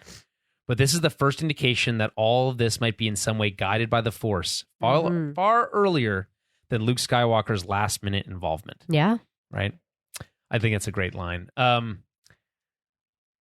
then again, it's important. We should keep repeating this. He was actually able to heal his wound. Yeah. Yes. So if she's not full of shit, it gives this so much more weight, I think. Whether Andor is able to understand that or not, or willing to accept that. Okay. On Gorman, Dedra is overseeing a crackdown. The Empire plans to mine the planet and impose martial law. Martial domain, they call it, which is similar. That it'd be a martial domain is basically being able to just take whatever you want. Yeah, it's like we own this now. Yeah. Yeah. Goodbye. Mining will begin in 48 hours. They have no time to wait. Because they're so impatient, they were literally landing mining equipment before they could even enact their plan. Yeah. Because that's how much they don't care. Because they already have the story wrapped up enough to be able to just say whatever they want. I love this line from Partagaz. He's like, I don't know the science. By the way, he makes some reference to a science facility that does sound familiar. I wish I could recall it off the top of my head now, but I think that's a fun little bit. But then he's just saying like, they ran out of all the alternatives, and so bad luck, Gorman. Yeah. Bad luck Gorman is wild. That's one way of thinking about it. Yep. And that's why you're just like, oh yeah, he's right up there with the psychopath, sociopath. Well, I think it's interesting to think of. Like, so he's having regular conversations. He was like, "Oh, I met with who's the one with the mustache? The other like ISB like big head, Yularen." Oh yeah. So he's like, "I just met with Yularen. We made these decisions." If you're watching Rebels in concurrency with this, Yularen is pretty like involved in that show, and specifically right before this happens is working directly with Thrawn to uncover the mole in his fleet command, and is on site with Thrawn. So yeah, it's just like interesting to think that like, oh yeah, no, these, and they are regular. He's like, oh, the Emperor's taking interest in this, and like, so he's having direct conversations with Palpatine. Mm-hmm. So like one person removed from the Dark Lord himself. So Dark Lord. All right. So there's a reference to a fleet above the planet, an armada, I think Cyril says, but we don't get to see it, which I think is a shame. Dedra's informed that she'll work with a crisis specialist, Captain Kaido, Scarface himself. Something bad must have happened to him, man. Despite her concerns, she's placated by promises of promotion from Partagaz. All the right people know that you did the right things. Don't worry. Yep. Right? Don't worry, you're going to get yours. You'll get your promotion. Yeah. Cyril, now deeply entangled with Dedra, is used and misled. Their twisted relationship culminates in a passionate kiss. That's what the AI wrote. Yeah. I wouldn't read this as a passionate kiss. I mean, and that's also partially because I also read all of Dan Gvozden's recap. Yeah. I didn't just punch it into AI and ask for a recap. I did read it first. So I didn't read it as passionate so much as manipulative. Yeah. Because he doesn't seem that engaged in it. And so, yeah, it's kind of gross, I feel like. It's just like, he's like, what are we doing here? Just following orders. He's like so desperate to understand that like what he did was worthwhile. Yeah. It wasn't, and he died a failure. Fascinating how much like free reign Cyril is given like amongst this Imperial base. I think at deference for Dedra's authority. Cyril is Dedra's partner, and because of that, they don't want to piss Dedra off, who's in charge of the operation. So they give him kind of the ability to like, he can make demands, be like, I want to see, where is she? I want to know where she is. All these things. And they're like, well, I don't want to piss Dedra off, so I'll let that happen, which is classic authoritarian, like rule through fear stuff that the Empire is like really bad. It creates a lot of leaks, basically, and like and weak points. It's what makes all the rebels really good at being able to infiltrate Imperial bases and just be like, you don't want me to tell your boss, do you? And they're like, oh no, you go ahead. Yeah. And his whole thing was like looking for outside agitators, right? That was what their mission was. And it's like, and she's like, oh no, there is evidence that there is actual outside agitators now. And he's like, bullshit. Yeah. Why are you lying to me? Like, what's actually going on? So it's like this complete fracturing of their trust. But how much do you feel like Cyril has become attached to Gorman at this point?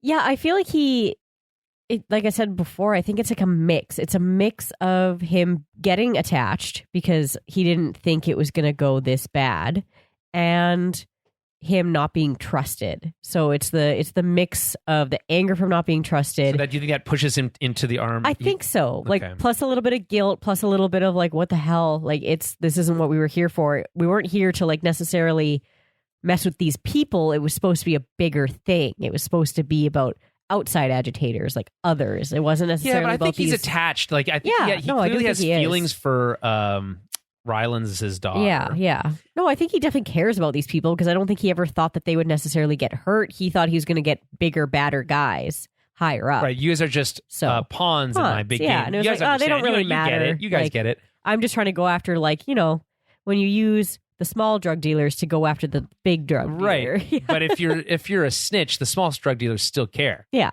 So absolutely. Anyway, absolutely. I just think that my read of it is, because again, the show does a lot of work trying to give you little bits of information to catch you up on what's happened over a year's time. Yeah. Is that he has not gone fully native. No. But he has a lot more of a soft spot. Absolutely. For this planet, the culture, the people that he knows personally, but also just like the people in general. And that he's he, I think, has warped or kind of deluded himself into thinking that he's helping these people. Yes, yeah. People being like capital P people of Gorman. Yeah. By manipulating them, when ultimately he's the one who's being manipulated. So it's just like this whole chain of manipulation. So I genuinely think he is, if he knew what was going on, he would have acted sooner to stop it. Yeah, yeah. So, and he doesn't know until it's too late. Mon Mothma grows increasingly wary of Imperial surveillance and inaction in the Senate. Her driver is still watching her and becoming less subtle about it. That sequence where he's like, "Oh, where are you going and when?" And yeah, like, who's asking? Yeah, and yeah. I love that line where she's like, "Who's asking?" Yeah, like, "Oh, I'm going to ask for a new driver. Don't bother. They might send someone smarter." Yeah, yeah. That's one at least we know he's watching. Yeah, he's so dumb about it. That's funny. Yeah. Imperial propaganda is all over the Senate. We kind of hear some of like the stuff from Gorman being echoed here, despite we knowing that it's not true. The former Gorman Senator Ambassador Oren approaches her, Mon, to thank her for her courage and bravery. He knows the Imperials are behind the bombings and is infuriated that so many of his colleagues have accepted the propaganda without any pushback. Yeah. Mon tells him that she's doing what she can, but it's just a sad petition for now. And she's like, my hands are... I tried to help you before, but you didn't want to, put your hands up. Right. To like make us... Didn't want to call attention to the Empire, which is true of all these people. They don't want to call attention because they'll be the next ones. Yes. But yeah, it is important to note that the bombings at the Imperial naval facility were 100% a false flag. Oh yeah. So absolutely staged. So he's basically resigned to the fact that his planet is doomed, and at the very least, he can thank Mon for having tried, even if he couldn't have the courage to do more. It's a nice scene. Cassian and Wilmon, meanwhile, arrive on Gorman via U-Wing, which is a great Rogue One connection, which that ship was designed for that movie. It feels like it fits right in with like contemporary rebellion ships. Yeah. And for all we know, is the same U-Wing that they fly in with all the crew, with K2 and all them. Yeah, could be. And yeah, so we never know. It could be. But there's also a great scene when they fly in low over parts of Gorman. We get to see the planet, like these like valleys of forested valleys and these webberies and then these big mountains. It's really beautiful. And they sing about it later, but it's the beautiful countryside. And I think they use scenery from like northern Italy, I think. And Spain. Yeah. Okay, so it's cool to think there's places like that look like that. Right? Yeah. Yeah. So they arrive via U-Wing. He's assumed a new fake identity, but despite it being a year later, the bellhop at the hotel recognizes him. He's now been promoted and is able to cover for him as he checks in. Yeah. You get this like interaction with like the other like host at the hotel where it's like she'll tell, basically. She will report you. Yeah. And so it's like this culture of distrust and like collaborators with the regime and stuff like that is such a toxic thing. Yeah. It's really gross. It makes me think of like, if someone who would like rat out the Jews in World War II or something. It's like, you are no worse than anyone who pulled the trigger, but like you don't even have to be that direct about it. Just like this idea of like, if you bend to every single rule that the Empire wants from you, you are collaborating every day, all day long. But the message is that it's a trade-off that if you do that, you get protection, you get safety in exchange, but it's a lie. So we assume that we kind of talked about some of this already, that we assume he's dead already following this arc. We get the line, I hope things work out for you. Rebellions are built on hope, which is, it was played off as so like nonchalant in the scene when it's like, oh, I hope things work out for you. And then the response of like keying in of this bellhop to key in on the word hope and then like tie into the rebellion as like knowing that that's, you are with the rebellion and I know that I'm doing my part. I don't know. It is resonant. Good. Yeah, I've come around to I like it. Yeah, I like it a lot. It's just, we see I also like the sequence, like, oh, we gave you a room facing the plaza. Yeah. And he's like, oh, I'm a heavy sleeper, which is a line he made to him before. Mm. And he's like, oh, goody. It's like, oh, really? Most people don't really want to be facing it's really noisy. Anyway, he sets up his like briefcase gun, which feels very like spy movie-esque. Yeah, it's very sniper rifle-y. Yeah. They're talking about like how with Wilman, like how hard it would be to shoot through the window. Like, is it protected or not? Like how many shots would it take to get through the window? She stands on the balcony a lot, so maybe they don't have to. But then he's like setting up, and then recognizes that there's like stormtroopers right above him. Yeah, which is like he uses that like the mirror on a stick, which is very spycraft. I love that. That is, yeah. We also find out that Wilmon has a sweetie. He's got sweeties everywhere. He's got sweeties all over the galaxy. He's got them in different area codes.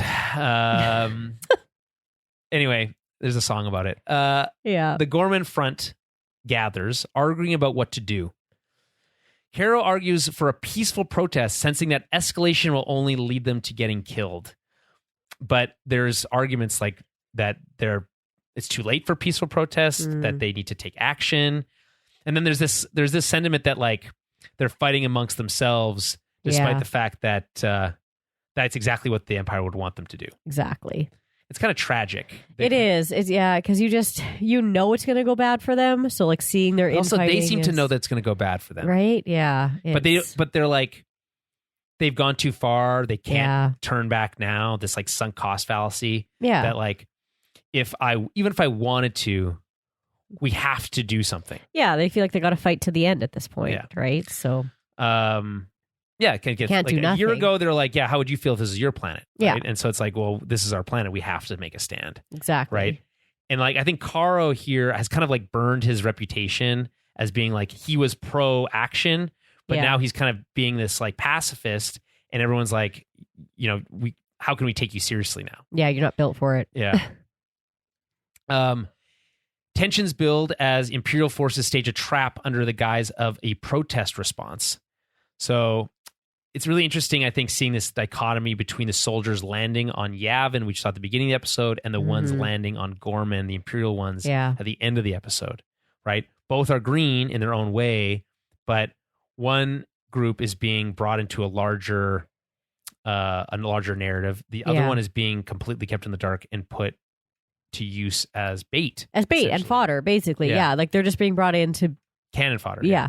And that's just the stark contrast between obviously the Empire and the Rebellion. The Rebellion is bringing people in to train, to work with, like to feed, to all those things, right? It's, bringing them in because they need the help, they need the numbers, but then the Empire is just like, we got enough numbers. Those guys, just bring them in. Yeah. We'll make sure it looks good. And they, probably die a hero. It's like, at this point, it's like, they don't even need to even bother with the pretext. It's like, you could just bring these people and just shoot them all and no one will even know. Yeah, exactly. So it's like, for Dedra, it's like, well, we need to at least go through the motions, I guess, of pretending like it's real. But it's like, it's even like, because we hear Partagaz saying like, well, they're resisting the Imperial norms. So, I don't even know if Dedra knows that they're bringing the Imperials to like kill them, basically. Well, I don't think because as we know, she has larger control over the operation. Yeah. And then this Captain Kaido is dealing with the details, the nuanced details. That's his domain. By the way, we'll talk about this later, but maybe I should mention it now. When he passes the buck back to Dedra, he's like, I'll remind you the chain of command. You're in charge here. I'm just a trigger supervisor. Yeah. You have to pull the trigger. Right. Isn't that so wild? It's like messed. You put all these pieces in place, but because she's the one that says go ahead, it's not your responsibility. Yeah. Go fuck yourself. It's like, I'm holding the gun, but you have to tell me to pull the trigger. Yeah. Oh, yeah. Okay. So it's not my fault. So it's not my fault I shot him. You told me to do it. Yeah, exactly. Right? It's like, okay, buddy. Ugh. And so we're hearing that, and it's like, and she's like, you're landing mining equipment already. Yeah. And it's like, you're not even bothering to wait for me. Like, what is this? It's so disorganized from her perspective. And it's like, it doesn't matter. Just go pull it off. Yeah. And everything will be fine. Okay. Any final thoughts on episode 7? No, I don't think so. Moving on to episode 8. Who are you? It's a great line to use for the title. Yeah. I'm just thinking of Guardians of the Galaxy. Yeah.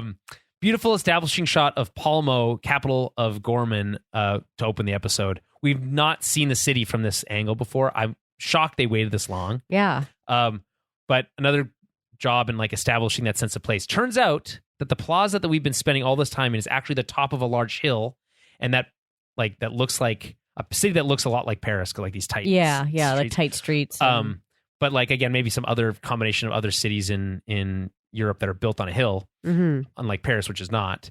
And then you have this plaza at the top of the hill, and the city's built around it coming down. So it's like the center, it's the top and center of the city.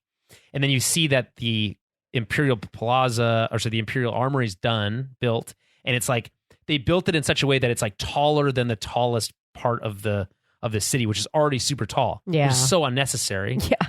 But again, it's being done as like a sign. Mm-hmm. It's kind of it's imposing. It's exactly. Yeah, it just sticks out like a sore Well, they thumb. always do that. They like always, whenever they build their buildings, they always ruin whatever like architecture and landscape and like wherever they are. It's like they put this big, ugly, gray the dome on the fucking thing. Yeah, and it just like it never fits with the vibe of what they're taking over. No, because it's all about imposing imperial norms. Yes, exactly. Through like intimidation, basically. Yeah. Okay, so Imperial troops blockade the plaza in Palmo, setting the stage for the massacre. And this is the culmination of like the biggest false flag event in, maybe not the biggest, there's been a lot. Another in Star Wars history, but the one that we've seen like from start to finish, all the mechanisms of it. The plan is as follows. Was to keep the plaza closed for long enough to stir unrest. Open it again, quote unquote, open it again. Yeah. To encourage a large crowd to join, and then box them in so they can't leave while turning up the pressure until it explodes. Yeah. The news has talks of a general strike and breaking curfew. None of those things are really happening necessarily. There's no general strike. No. But that term is often used as incitement or excuse to incite. Yeah. Martial law. It's like no one's following the rules of society, so we got to enforce them. Yeah. Right. But again, it's all just propaganda. Again, allusions to reality here. I've heard people calling for general strikes around the Trump administration. So there you go.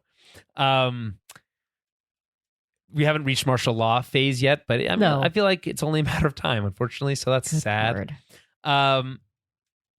Anyway, so as the protest begins, Carl Rylance tries to stop his daughter from walking herself into a trap. Mm-hmm. It's a trap. Realizing too late that his daughter Enza has committed the Gorman front to this path that is doomed, right? She's like watching them set up in the plaza. And he's like, oh, I understand what's happening here. This is a setup. And it's so sad. Like he's like desperately trying to get people to like, don't go. It's a trap. You're going to be killed. Yeah. But they won't listen to him. And he's just like distraught. And at this moment, he runs into Cyril. And this is one of my favorite interactions in the entire 3-episode arc, because he's like, I know what you've done, but he still doesn't have enough information to like put all the pieces together. He doesn't know about the mining stuff. He's like, why are they landing mining equipment on my planet? What are you trying to steal from us? And Cyril doesn't have good answers for him. At first he's like trying to make excuses. He doesn't really have anything to say. And then there's this, maybe my favorite line, which is like, what kind of being are you? Yeah. That would do something like this, that would come, pretend to be our friends, and then stage this massacre so you can kill us all and steal from us? Yeah. What, like, do you not have a conscience? It's this, I think it's an entirely relatable feeling when you see someone behaving in a way that's completely unconscionable to you. Yeah. Yeah. And it's like, how are you able to do this and sleep at night? Yeah, exactly. Yeah, exactly. Like, yeah, exactly. What kind of person are you? What kind of like? I love the use of being, because it's like it's broader than person. It's like, they're two humans in this case, but like we know there's other beings in the universe, in the galaxy, like, and it's you're like a monster. Yeah. you are like, what type of piece of garbage would does this like wearing a human suit is able to do this? And like the thing that makes the scene work so well is that Cyril actually understands his perspective. Oh yeah. It's like he's like, oh no, I did fuck up. It's like, no, you don't understand. I was just trying to use you for outside adjectives. He's like, I don't.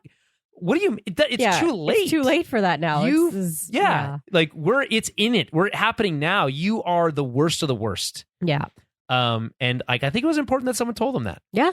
I think exactly. It's so great that we get so this satisfying. It's like, oh, go fuck yourself. Get absolutely shredded by this. Yeah. Like that confrontation was so necessary to have, like for someone to tell him off for how terrible. But it's also tragic because like Enza's like so no, it's not Enza. Caro is so like distraught. I've used that word already, but like there's no other better word for it. It's like he's just so broken down, but it's like he cannot believe that this is happening in this way and that he can't stop it, and that he was a pawn and that he was used, and that here's this person to show his face to be in front of him now. The nerve. He's like he wasn't killed just then. Yeah, exactly.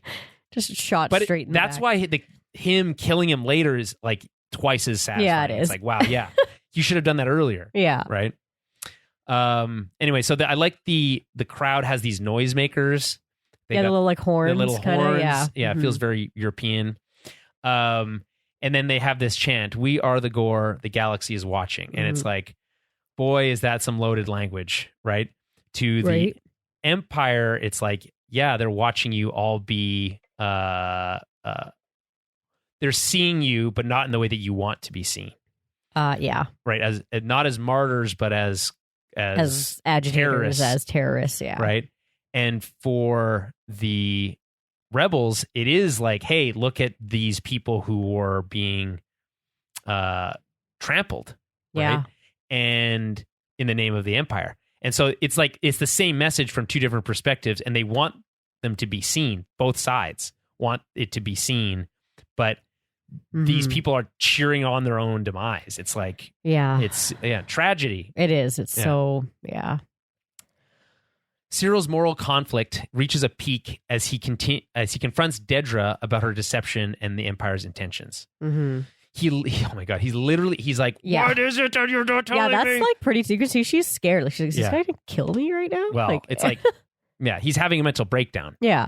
A mentee bee, as we like to call it. Yeah, mentee bee. She tries to repeat the Imperial lies, but he's just like, stop it. Enough. Stop it. Yeah. We're not doing this anymore. You have to tell me the truth. Yeah. So she eventually reveals what's actually happening.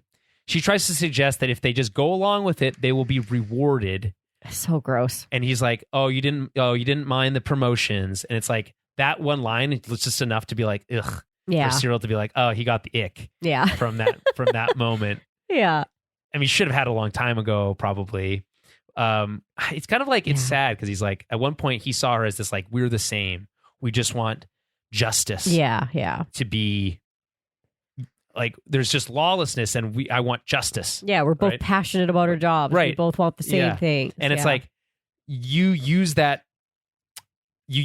my passion for that, and what I thought was your own passion for that, to these completely warped and distorted ends. Yeah. That is at direct odds with his idea of justice. This is injustice being enacted upon these people in the name of justice, which is like the most perverted way of showing it. So it's like, it's really disgusting. But again, it's like a really satisfying scene because he has that great line like, good luck, Dedra. Yeah. Walks out on her and then like just leaves the building and like walks over that barrier, jumps over right the barrier into the crowd and just like starts like taking it all in, trying to process it all, but he can't. Yeah. Right. There's that moment where he walks into that room where like the other families are being kept and the KX droids are in there, and he's like, oh. Yeah. Oh no. Yeah. The one just like stares at him. It's so creepy. Like, it's so creepy. Yeah. And that was K2. Oh yeah, maybe. Just like leans over. Yeah. Like, ew. Yeah. Terrifying. So as tensions rise, Dedra is asked to give the go-ahead to Captain Kaido, who reminds her that this is on her, and he's just the trigger supervisor. Unbelievably, she ultimately approves the mission because she doesn't. I mean, it's not that unbelievable, I guess.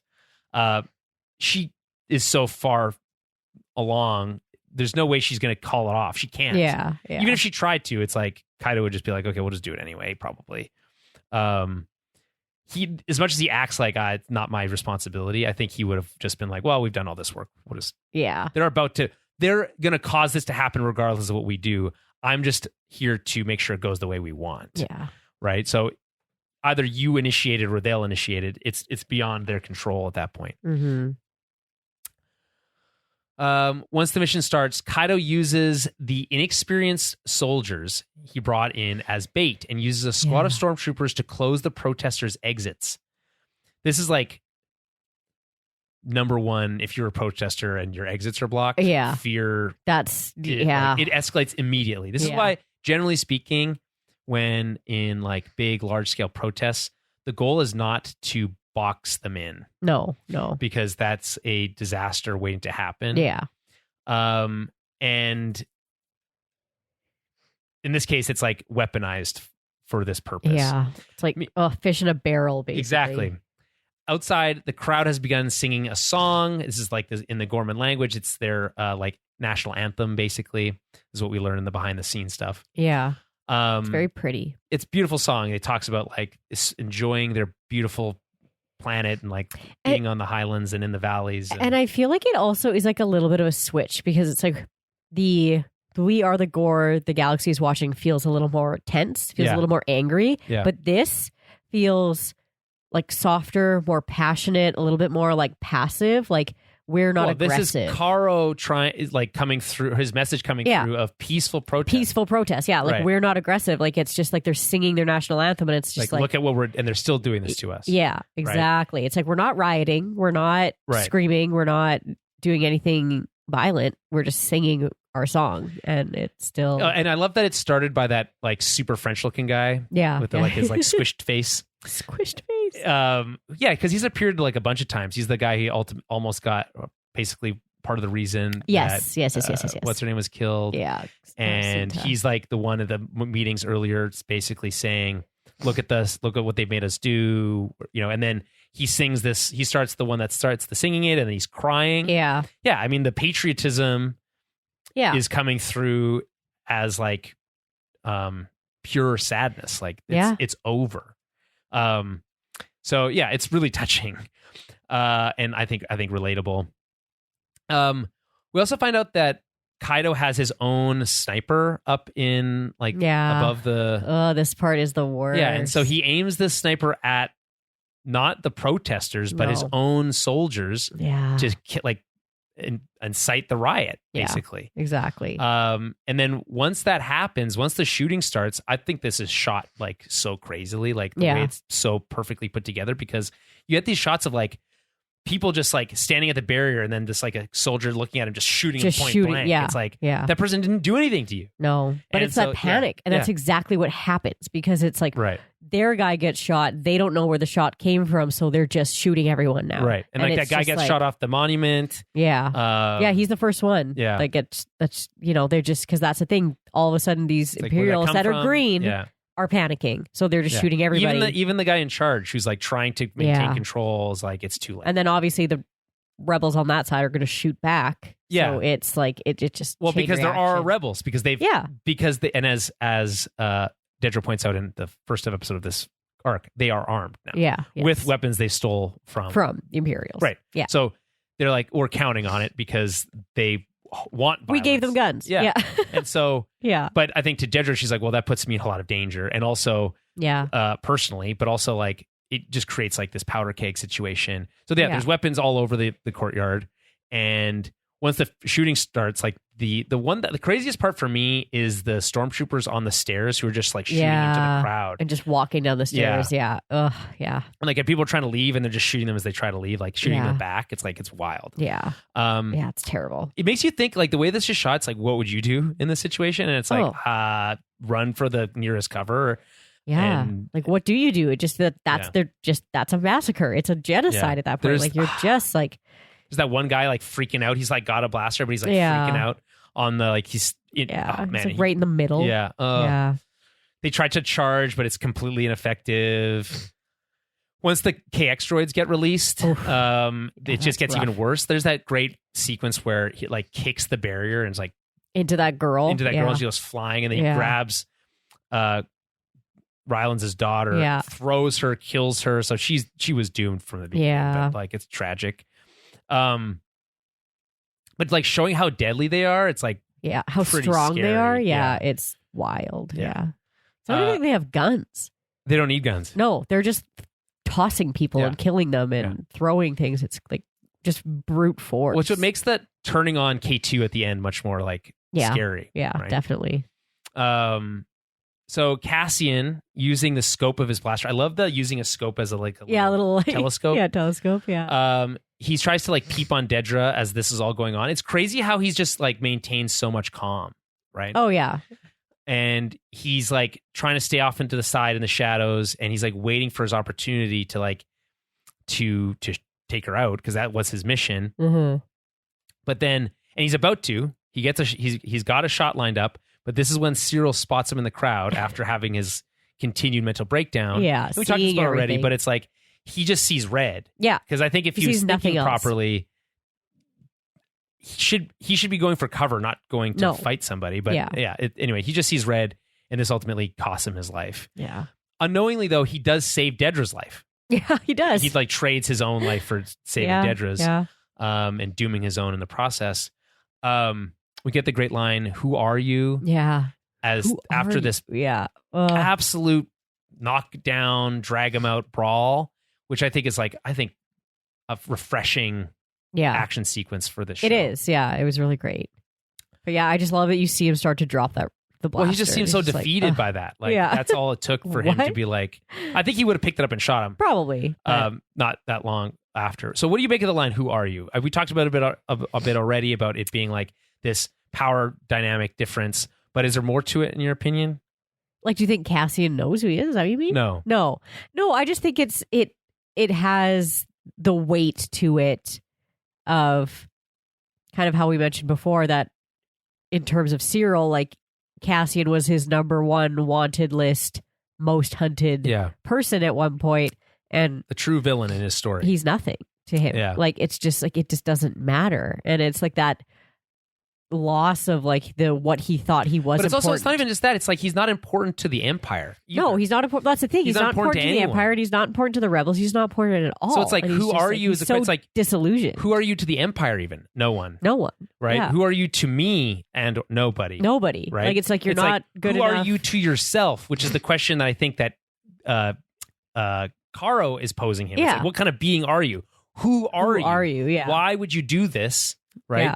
And he doesn't have it. And so like there's like all these layers to it, and then it's ultimately doesn't matter. But it's just like he's insignificant to like everybody, basically. Right. But he doesn't even know how to answer that for himself, which I think is like the damning part of it. Yeah. It's just oof. So Cassian meanwhile escapes with Wilmon. And Drina, his honey, broadcasts a message from the front, the Gorman front headquarters, condemning the Empire. I love her accent here. Like, it just makes this sound so much more like tragic. Yeah. Is there no one to help us? Yeah. This is murder. The Empire built the fire. They made this fire and led us to the slaughter. Now they expect us to die without even knowing why. Yeah. The conspiracy we feared is real. It's here today. Yeah. Anyway, that's my impression. I hope everyone liked it. Yeah. And so Wilmon asks Cassian to tell people what happened here. And there's this great like stone and sky. This happens a couple times between a few of the barracks people. But it's nice of them to finally draw this line right back to the thing that they say at Marva's funeral. Mm. That's a nice touch. Yeah, I thought we were never going to see Willem again. But shocker. He survived. Yeah. Right? I think it's nice to undercut that expectation that like... Yeah, right? Because like... It's been a few times I thought he was going to die so far. And he's the one that keeps kicking. He keeps going, right? But he might lose his leg, so there's that. That's true. I'll get a robot one. He'll be fine. Yeah, it's a good point, actually. Yeah, it's Star Wars.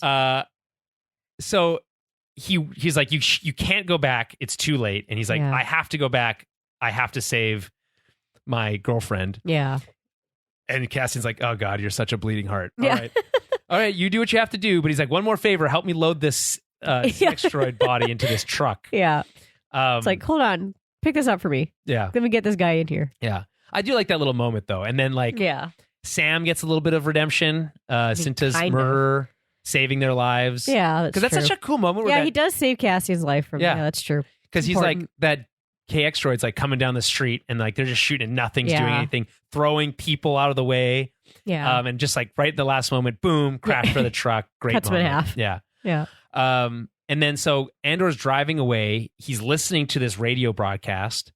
Gorman 1, it's like CBC 1. Yeah, underground radio. Yeah, underground radio station, and pirate radio. And then he's like, he shed this tear of like, he genuinely feels the tragedy of what's happening, which is something I feel like you don't really see Andor reacting in an emotional way very often. Yeah, but that's true. This is like him having this moment, carrying, it's like he has K2 who will become this partner of his as he leaves someone like a personal close friend of his behind, hoping that he'll see him again, but assuming he probably won't. Yeah. So like it's a nice touch, like surprise that he survives. Dedra's trying to come to terms with what she's done. She's asking for Cyril, bring him back, but there's no sign of him, and she has to come to terms with the fact that he's dead. Yeah. I don't think we like hear her get the news explicitly, but I think she just like understands that he's dead. Like so many people are dead, so it's like they're probably all dead. Everybody who's in that square is dead, except for if they're not Imperial. They weren't shooting from the outskirts. Yeah. Like, she knows that this death of this partner, how much she truly cared for him, she doesn't really know. I think she's coming to terms with that. Did I actually care about this person? Is it my fault he's dead? Is it my fault that all these people are dead? Yeah. Like she has to now carry this on her conscience forever. And like a year later, what does that mean for her? Yeah. Like when she was last like traumatized, she ended up with Cyril. Yeah. And now she's been traumatized again. Cyril's dead. Yeah. What does that mean for her? I feel like she's going to get the promotion she wanted. Oh, yeah. But be haunted by this. Well, who's going to help you through that now? Right. Like, it's like Partagas. Like, that guy's he's just as bad as everyone else. Yeah. He's worse, maybe. Yeah. A stone face. Right. The thing with Partagas that's bad is that, like, the worst part about it is that he knows that this is, like, so messed up because he's smart enough to know that it's messed up. Oh, yeah. He just doesn't care. But doesn't care enough to try to like encourage the Empire to take different action. Yeah, no, he's just like, he's just willing to go what it along is. with it. Yeah. Bad luck, Gorman. Yeah, just a bad day. I don't know. I might remember bad luck, Gorman for a while. Sucks to be them. Yeah, sucks basically. to suck. Eh? Yeah, right? yeah. It's like, what the hell? Yeah, but like she's squirming in her collar. What do you feel for her here? Yeah, I think it's just the culmination of everything. Like it's probably losing losing Cyril. He's losing out on his blue milk cereal now. Yeah, right. Having that interaction with him where he's so angry at her, it was probably like shook her a little bit. Yeah. You know, and then him just being like so mad that he's like, fuck it, I'm just going to walk into this crowd, I guess. Like it's definitely her fault that he's dead because she brought him into this thing to begin with. Yeah. And then seeing the actual like fallout of this, I think to her it was a lot worse than she probably thought it was going to be. Well, she didn't want this mission to begin with. No, and that was part of it too. Like she was just like, and now here she is supervising the genocide of the Gorman people. Yeah, and it's just like it's all coming down on her, and she's just like with the panic. Like you see her handshake, and she's trying to stop it. Like she's trying to like. I genuinely think that there's no way she can continue working for the Empire after this. I don't know. I just like. Not earnestly. I want to believe that this is like a turn for her, but at the same time, like, where is she going to go? Well, she was brought up in a kinder block. Like, all she knows is the Empire. She has no family. She has no friends. Yes, like, but she just saw what that leads to. So yeah, true. I think there is an element of like, this character is still here. She's going to be here for the last arc. She's not in Rogue One. Yeah. So there is some culmination to this character arc. She's certainly not on a path of she's just getting worse and worse and worse and more evil and more evil, right? She's bending the other way in terms of a character arc perspective. Yeah. So what's the logical conclusion to that? Either she's completely mentally broken by this and is completely useless to everyone, or she breaks all the way to turning, meeting Luthen and understanding that Luthen was the person behind all the things that the whole time, and then them both dying somehow. Yeah, you know, or maybe I don't know. She has a thing that happens similar to Cyril here, where like she finally is back on this Axis thing, finally figures out who it is, but it's too late. It's too late, yeah. And then ultimately she's only seeing red. She blames this obsession on Luthen, and then they kill each other. Yeah. That would be interesting also. Yeah, I guess we'll see next week. What do you think? But it's so hard for me to know. Her character I find pretty hard to read and pretty like complex. Yeah. Because it's very hard to know her motivations other than she shows no emotion most of the time, right? Like she's so flat. Did we talk about how she had studied female psychopaths? Right. Yeah. Yeah. And she's like, well, the actress, right? Yeah. The actress had studied female psychopaths to like understand like how she would manipulate Cyril. Yeah. And, like, how they would work. They don't typically do their own dirty work. They make other people do it for them. Yeah. And stuff like it's just a really fascinating, so creepy concept. Yeah. Yeah. Right. So it's I find her character is very gray. It's very opaque. It's hard to read, but it's like she's breaking under the pressure here. She is. So what's under that? Like once that pressure breaks her completely, what does that mean? Like she's breaking, but then she's trying to pull it back together and like everything's getting because put back. What's she gonna do? Like, collapse in front of all of these? Like, if she's gonna have a mental breakdown, she has to hold it together long enough until she's alone in her own private space or whatever. Fake it till you make it. Yeah, and it's like okay, I don't know. She'll go back to Coruscant. She'll get a bigger house and all that stuff. But if this doesn't like disillusion her, like I don't think anything will. Right? That's what I mean. It's like there's no. This is like, as bad as it gets. Yeah. Yeah. Exactly. Yeah. So. And then we get this like really tragic shot of Cyril's mom. Yeah. Watching the Imperial propaganda, she's crying. Yeah. And we leave it with her. Like her grief is where we leave it. Whether or not she like understands truly what's going on or what happened to her, I mean, the answer is probably not. Or how it happened to Cyril, but it's still sad because she did love. That was her only family. Left. Yeah, exactly. Any final thoughts on the battle of the massacre? No, it was just of. Like I said, Gorman? it's so chilling. It was so well done. It's by far like so far I think like one of the best episodes of the entire series. Like of all of Star Wars, yeah. It's so intense and it was so well done. This is easily some of the best shit you'll ever see. Yeah. In terms of like execution on like a big idea. Like they meant the number of extras. That's the word I was going to use. The number of extras they used, like the amount of practical effects that they used, the like meticulous planning and filmmaking. They actually like the shooting of it to make it feel coherent, but also chaotic. Yeah. Is to be able to create that emotion in you of like anger and sadness and rage and this and like again that sense that I had at the beginning of this like inevitability of it all is like so. This is storytelling, visual storytelling, filmmaking at its like some of its everything best. Just works. It's just like clicking at all its cylinders. Yeah. Okay, so episode 9, Welcome to the Rebellion. This is a reference to the line that Andor says to Mon right after while he's escorting her out of the Senate building. Right as things get really intense, he says, "Welcome to the Rebellion." Yeah, which is I think a little ironic. This is what it is. It's a little ironic because she'd been a part of the rebellion for a long time. Yeah, longer than him. Yeah, right? It's like I've been here a while. But she was still so like. She had blinders on about the violence. Yeah, like kind of behind the scenes. He's like, "This is the real rebellion. Yeah. Like, this is it what requires it feels like. It's murdering, intense, and it's yeah. And like I don't know, like if you can call it murder in the sense like in war, enemy combat. You're not murdering enemy combatants. That's not like the way it's framed necessarily. You are literally killing them, but you're not murdering them in like the sense that like a civilian murders another civilian. Right. Yeah. So like in war. There is death and killing, and this like is very eye-opening for Mon Mothma. Yeah. Although I would say Cassian killing the driver is murder because like that driver's not a soldier. He's just like he's an informant for the ISP. Yeah, but he's not.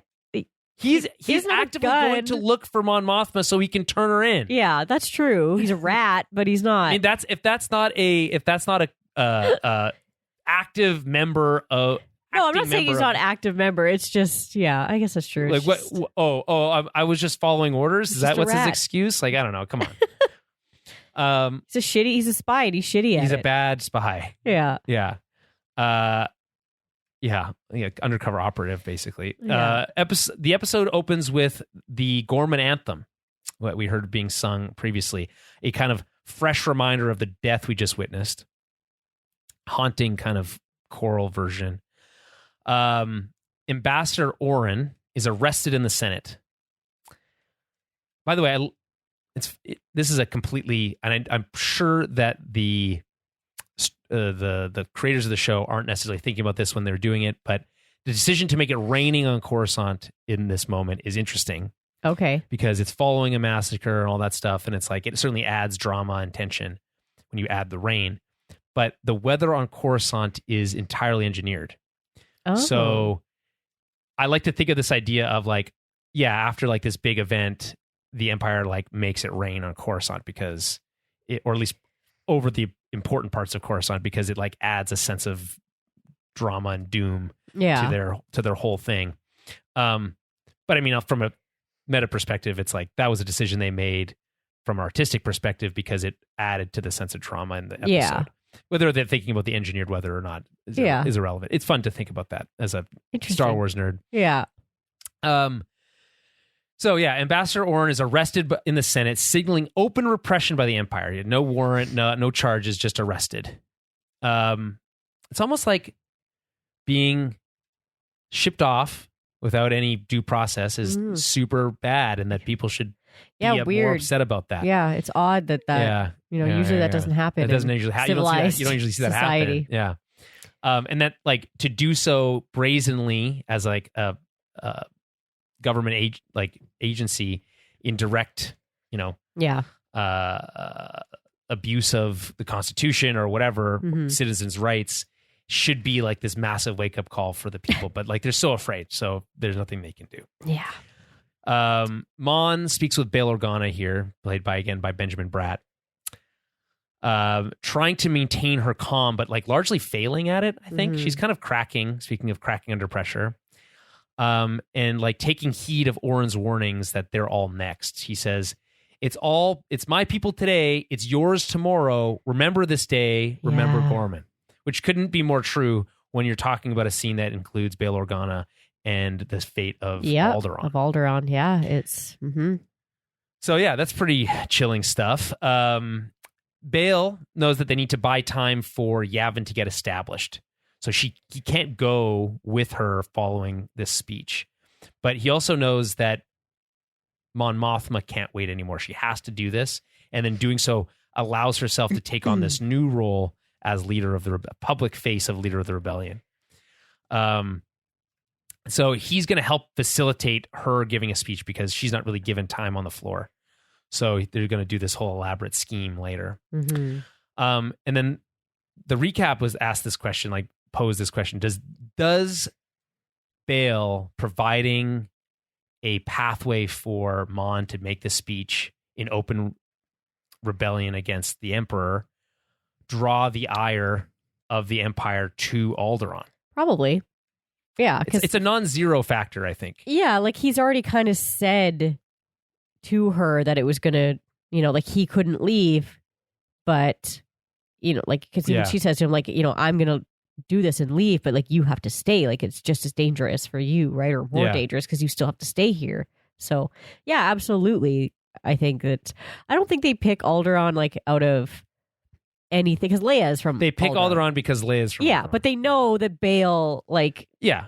It's a nice bonus for them to kill Bail when they're like he's on the list anyway. He's on Alderaan when it explodes. Yeah, so because they have Alderaan in their sights and they know that it's rebel activity. Yeah, because originally she's like it's Alderaan and he's like which was a rebel base, but he's like that's not gonna work. It's not populous enough. It's not big enough to be the demonstration that we want. Yeah, fucking Tarkin. Name a system. All of that. Name a target, a military target. It's such a great moment. She's like, I'm on a diplomatic right. mission. Yeah. You're part of the Rebel Alliance. That's a different scene. Yeah, no, I know. You're and a traitor. Take her away. Yeah, that's a great moment too. Yeah. He's just poking at her. Yeah, like interface. Which is funny to do that. Like, imagine Darth Vader with like a little, his index finger being like, you're part of the Rebel Alliance and a traitor.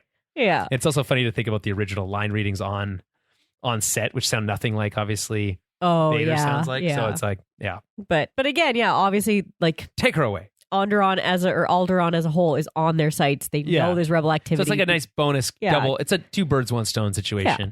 Like after this, they're like, okay, cool, we're going to watch Bail a lot more close. And yeah, absolutely. Yeah, and I mean, at this point, Leia's like a year away from joining the rebellion. Yeah, right. So, yeah, exactly.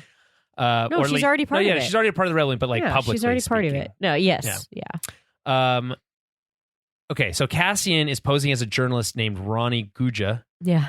I like Guja. I like how. I think it's a brilliant take to have a hard to pronounce last name if you have a fake name, because it feels so real to correct someone. Oh, you're not saying it right. This sounds right. It's disarming. It's like a really brilliant disarming tactic to be like, oh, I was getting it wrong. My apologies. Like, now you're on the defensive for getting the name wrong. Yeah, and then that gives you the level of like, it allows you to manipulate the situation. Yeah, it gives you a little bit more power in the situation. Yeah, like he does it with like that guy, the news report guy from the Senate. He's like, oh yeah, well, I guess you just have to be with the group today or whatever. He's like, oh shoot, that's okay. Yeah, but it's like it would have maybe been harder if he didn't start with that. So I think that's a fun thing. And anyway, he's assigned to protect his cover story. He's covering the Gorman massacre. He's just come from the Mid-Rim, and he's now covering the Senate stuff. But his real mission is to protect Mon during the escape. It's important to note, though, that Mon doesn't know Cassian yet at this point. No, they've not met. In the behind the scenes, they talk about how they first meet, and it's like a nice first time to get work together, but in a long time. Yeah. Because in Rogue One, it's Mon that introduces Captain Andor to Jin. Yes. So it's like a nice through line there. It's also going to make it harder for her to trust him because she doesn't know who he is. Yes. Yeah. So this is the moment where like she's talking to Clea in the next, he's getting his admission and all this stuff. Yeah. And telling her that he wants out after this, and she calls him out for being selfish. Yeah, which is such. I love Clea so much. Yeah, she's great. I think she's maybe my favorite character after B2, obviously, of course. Sweet B Cassian. Yeah. By the way, that Cassian thing is like, it seems like it's the go-to reference for B2. Oh, is it? Yeah, and it's like I can't help it. Little stutter. Yeah. So he's like, I want out of this. I'm done. I've done enough. Yeah. And this is what Clea says in response. You were a witness to the Gorman massacre. You'd think there'd be no stopping you. Yeah.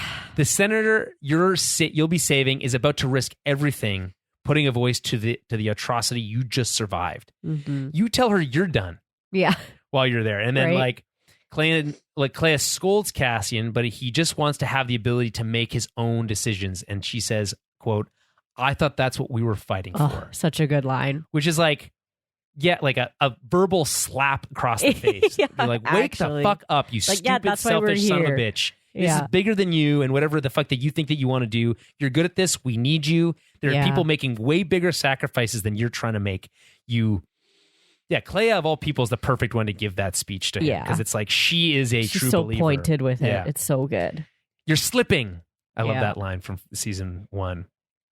Mon Mothma, and by the way, I think this speech is like resonant for Andor. Like, he doesn't really have much to say after this, and it's pretty short. Mm-hmm. And I feel like they don't interact a lot, these two characters. No, but it's really. Like she's creating, like making a fake. She's like preparing his stuff. It's like a fun like sequence of doing things and having the speech. It's a top tier scene. Yeah. Mon Mothma prepares to give the speech exposing the Gorman massacre and denouncing Emperor Palpatine. Her office is bugged, and as far as her anger is, and once she finds it, her anger boils over.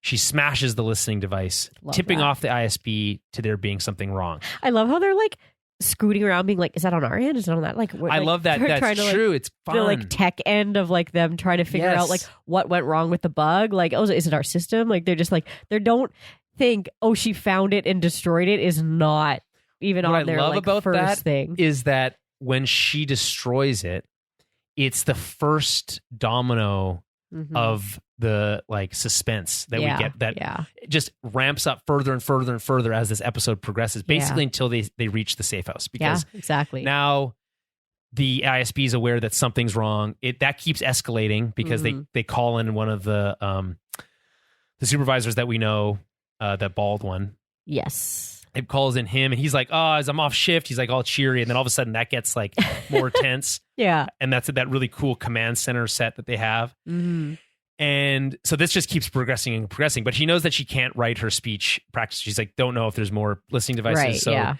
so Erskine suggests that she goes and does it out in the plaza. Which feels more just risky. as also vulnerable. Just way out in the open. But, but I guess she's like kind of just far away muttering from it. things, Yeah, it's like it's not. Yeah. So she goes and starts practicing her speech. And Luthen arrives, and it's like, whoa, Luthen like showing up at the. Yeah. It's like that's not even with his wig. Right. It must be desperate. Yeah. Right? He's in his cloak though. So yeah. He arrives at the plaza, revealing that Mon Mothma's assistant Erskine is one of his spies. Yes. And also warning that her extraction plan may be compromised. So this is an interesting tact for him because by revealing Erskine as Mon Mothma, like as his spy, it makes her trust him less. Yes. Yeah. But he also has this really important information to say, which is that your extraction plan with Bail is compromised. Yeah. Which I was surprised because it felt like that was maybe him pulling a no, trust my plan over Bail's plan move.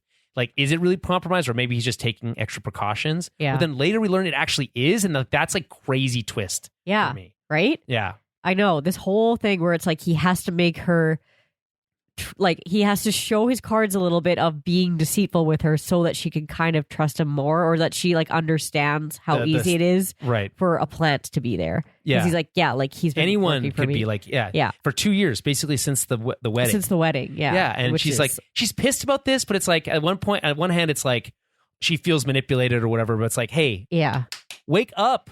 You're like, this is huge. Like, this is necessary. This is not this isn't like, oh, I'm sorry your feelings were hurt. Like, that's Luthen's perspective. It's like, get your ego out of this. It's not about you. Yeah. Like, this is bigger than you or me. And I had to have someone watching you. It was partially for your protection, but also because, yes, as Mon Mothma rightly points out, we had your banker friend killed. Yeah, like we need to know what's going on with you, where you are, what you're doing. Like it's yeah, and like I love how, by the way, Andor saying, "I know Luthen's hard to work with, but trust me, I'm your safest option," is the one thing that like convinces her. Yeah, it's like, oh yeah, he'd understand. Yeah, you get it. Yeah, you get that he's a dick. Yeah, yeah. So really crazy.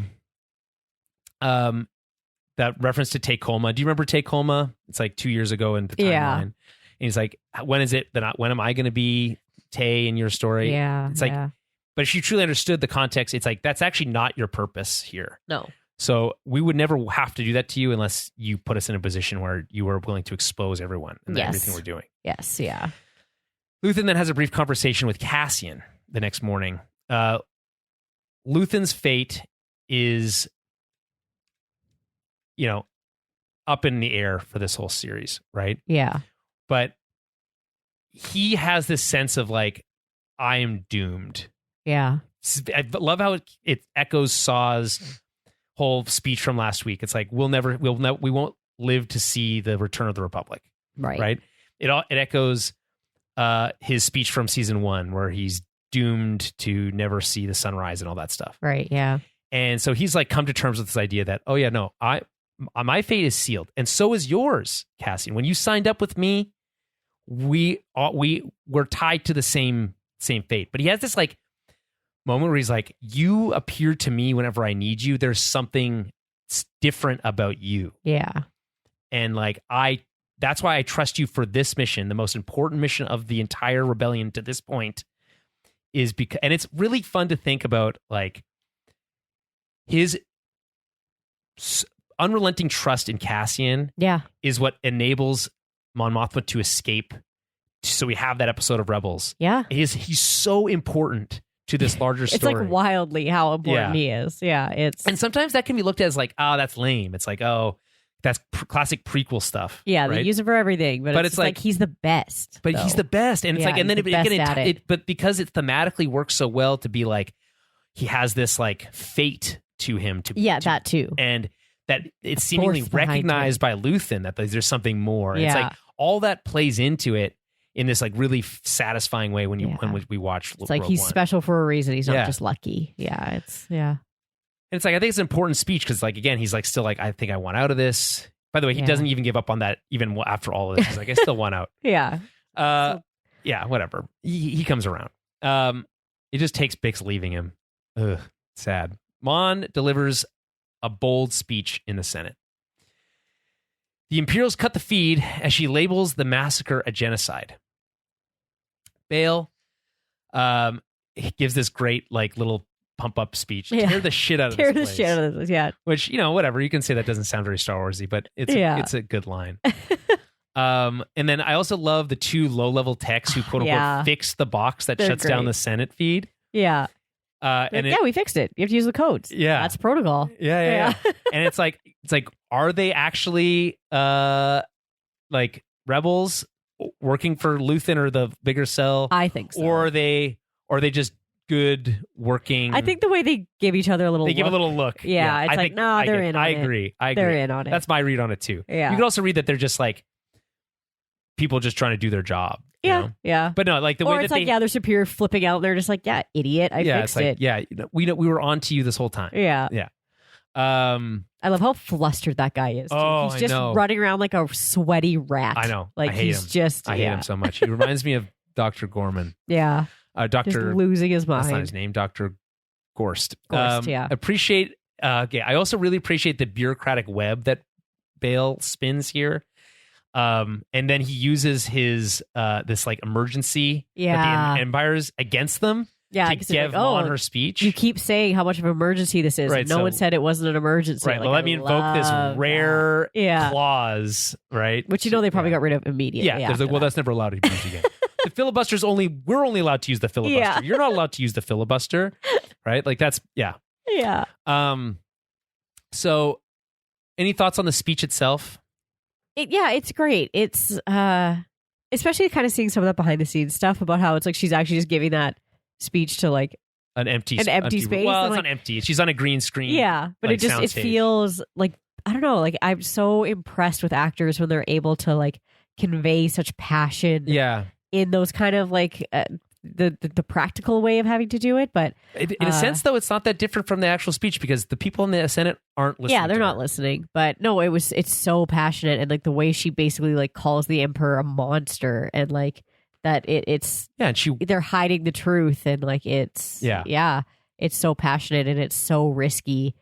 I love it. It's I love how she talks about how she wanted to do the full speech in like one take. Right. And like they can use whatever parts and pieces they want of it, but like, Tony writes the whole thing. Yeah. I guess they asked her if she wanted to contribute to it, which is a nice idea. Yeah. But it's like, no. She's your like, thing. I'm not actually Mon Mothma. You write the speech for me. You're a true speechwriter, and I'll use that. Yeah. Right. And so she does the whole thing. It's really great. But I don't know. It kind of like it feels very political in this. It doesn't have that like raw emotion that I think you'd like to see.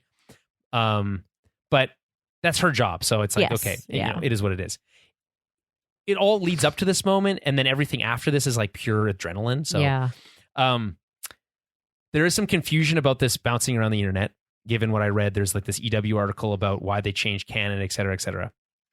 The truth is, as far as I can read it, is that this is only a very minor change to canon. Okay. And that it only impacts the specific language Mon uses in the Senate speech itself. Okay. And nothing else. I see. Yeah. There is some confusion that sense that, oh no, the speech she gives, this is a version of the speech, or they change the speech that she gives aboard the Ghost or all that stuff. But no, the speech she gives aboard the Ghost still happens. She does that off screen. They even mention it. Yeah. You want to watch it in my office? He's like, I've already seen her talk. Yeah, yeah. Right? And so this speech is replacing the snippet of the speech we saw at the beginning of season 3, episode 17 of Rebels, called Secret Cargo, where the Ghost Crew rescues Mon Mothma, who's being escorted on a yacht by Gold Squadron, which again we hear about in this episode. Yes. And so in the episode of Rebels, we hear a snippet from her Senate speech, which, in the way that they present it, is like they're watching it on TV or on HoloNet, and like it's like this Imperial being like, "Can you believe this treacherous language that she uses?" And then they play a bit of it, which I get the sense that the Empire would not play. No, they would not ever replay right, it. but it's like they needed something. So anyway, so here's what she says. "I name the Emperor himself for ordering the brutal attacks on the people of Gorman. Their peaceful world is one of countless systems helpless against this oppressive rule. This massacre is proof that our self-appointed emperor is little more than a lying executioner, imposing his tyranny under the pretense of security. We cannot allow this evil to stand," which is fine. Yeah. It just doesn't have the same like gravitas. Yeah. So none of this language is used in the actual speech itself. Right. So there's a whole, I'm not going to read the whole speech, but there is some similarities to what she says, because she's in her real speech. I'll say this one is the real speech, the Andor one. Yeah. She names the Emperor himself. Yes. Right? That's like the big thing, right? The Emperor is like, there's a monster coming for us all. Yes. And it's the Emperor. It's the Emperor, yeah. Right?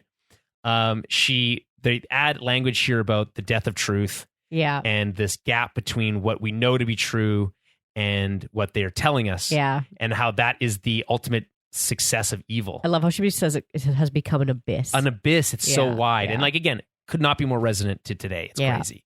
The fake news and all that stuff. Yeah. There, I'll read this part. "The death of truth is the ultimate victory of evil.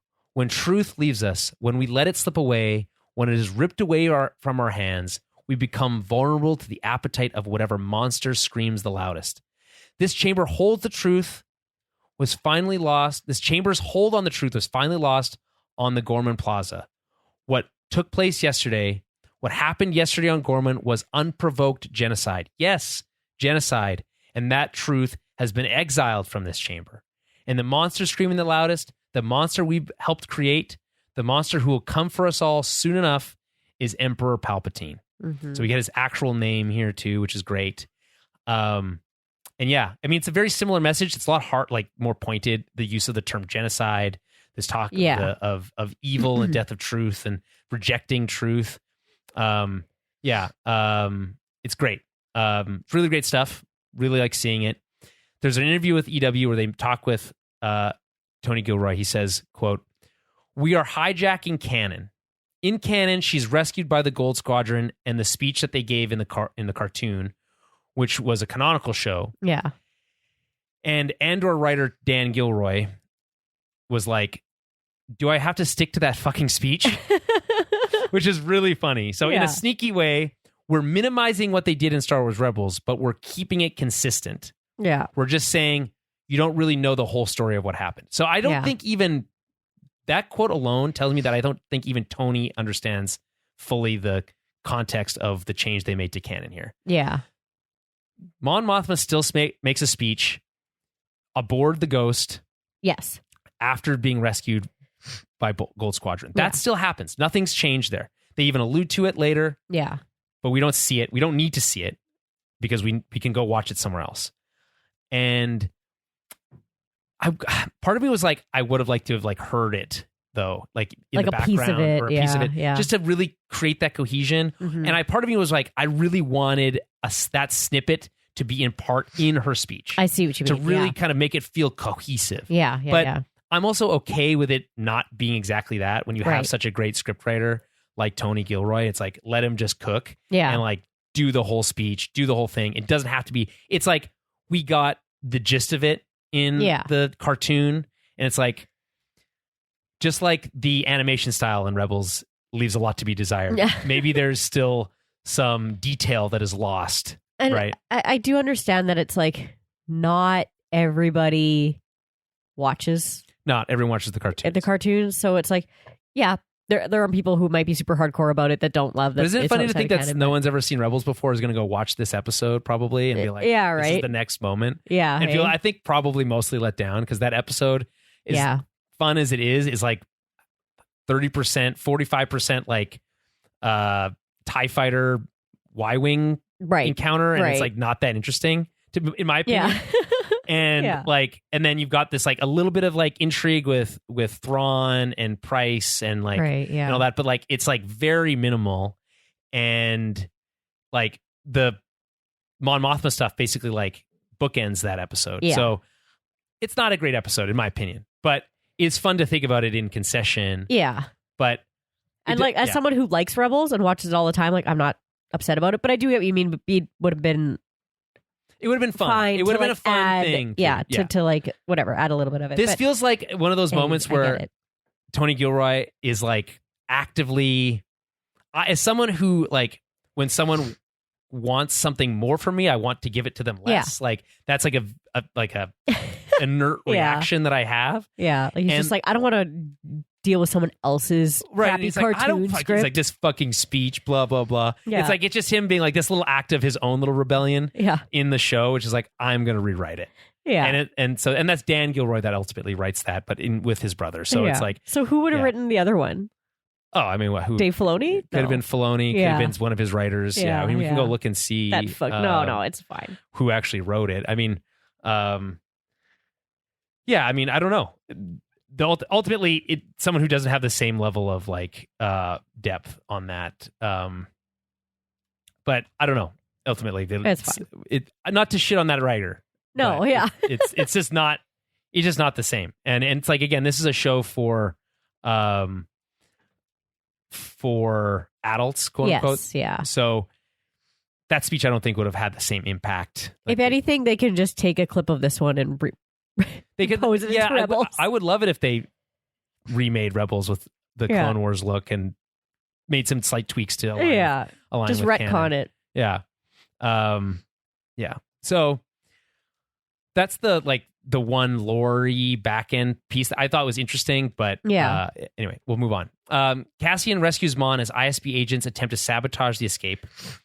Such a cool moment where that woman pulls the blaster. It's like, whoa, what a twist. Yeah. Erskine helps by like calling her a rebel spy. It's like, it's like, what? And then he just blasts her out. Love that. I also did like, not to backtrack too much, but when Mon is talking to Bale and she's asking about his people, she's like, do you trust them? And he's like, yes. She's like, do you know them? And he's like, I can't know them. And then at that point, she's like, fuck. It's like, right. Well, it's like, I can't. Now I know that Luthen's probably right because you don't know them. Yeah. Yeah. And I like how she's checking. She's like, well, I want to go. I want to trust you, but like, I don't know if I can. Yeah. Right. But yeah, like it is cool. And you get to see her, that ISB agent, like, kill that other guy. She's like making a call at the wrong time. It's like, who are you talking to? Yeah. Like, nothing. Just, shoot you. Yeah. And then she's like, where's that guy? He's like, oh, no, he told me to thought he was with you. Yeah. Classic. Yeah. Right. And then her panic of like, I have to stop this now. Like, right at this elevator is like so cool. Because again, it's this like boiling over moment. There's people everywhere. And again, this like use of this like quick thinking by Erskine is really genius. I like the elevator ride because he uses the I have friends everywhere code word. Yeah. And she's like, her like eyes light up. It's like, oh shit. Right. Because at first she thinks it's just a reporter. It's like, I don't want to talk to you. Cassian, I don't want to talk to you. He's like, oh yeah, no big deal. And then he gives her the jacket, and then it's like, trust me, and then we're off and running. Yeah. And I love how it's like, don't run. Yeah. Don't run. Yeah. Because it's like that will just like give you away. Yeah. So she's like, and there's stormtroopers moving everywhere, trying to lock down the building. And they're like, they have to keep changing directions. Where are we going to go? How do we escape from here? Right. They decide it's ultimately, like, that's not going to work. We have to go this way instead. Yeah. Right. Yeah. And he's got like his blaster like right behind her back. Yeah.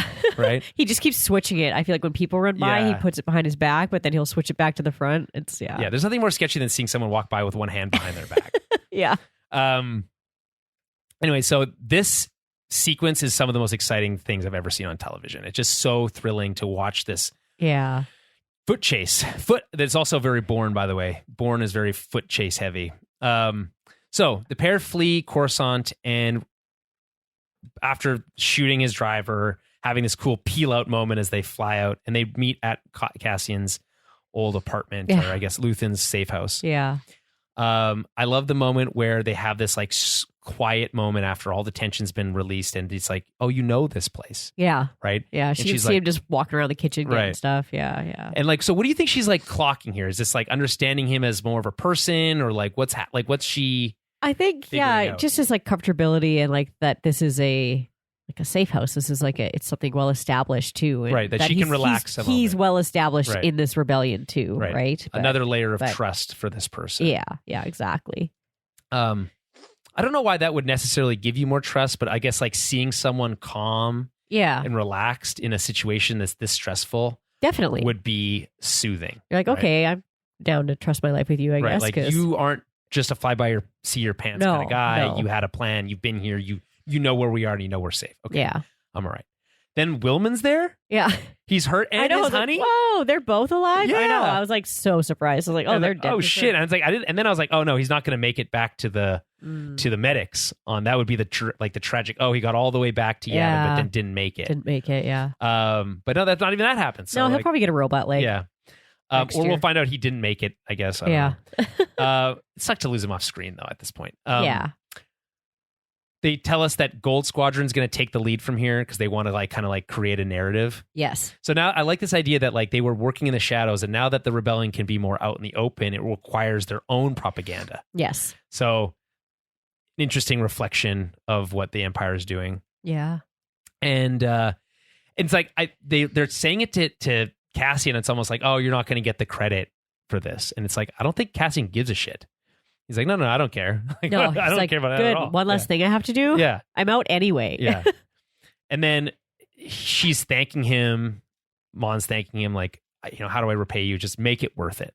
Right. Yeah. And what's nice about that line is we know that they do. Yeah. Right. Because she survives through everything and reignites the New Republic. Of course, the New Republic's very flawed, but like, whatever. That neither here nor there. In this moment, in this darkest hour, it's like, I need you to make my work and ultimately his sacrifice worth it, and she does, which is like that's a nice little like glimmer of hope in the whole thing. All right, last two, 3 scenes here. On Yavin 4, Mon is welcomed into the rebellion, and Cassian delivers a damaged KX droid for reprogramming. I think we got all the pieces, he says, as he just walks off. He's so done with this. I just love this like quiet scene with these two people on Yavin.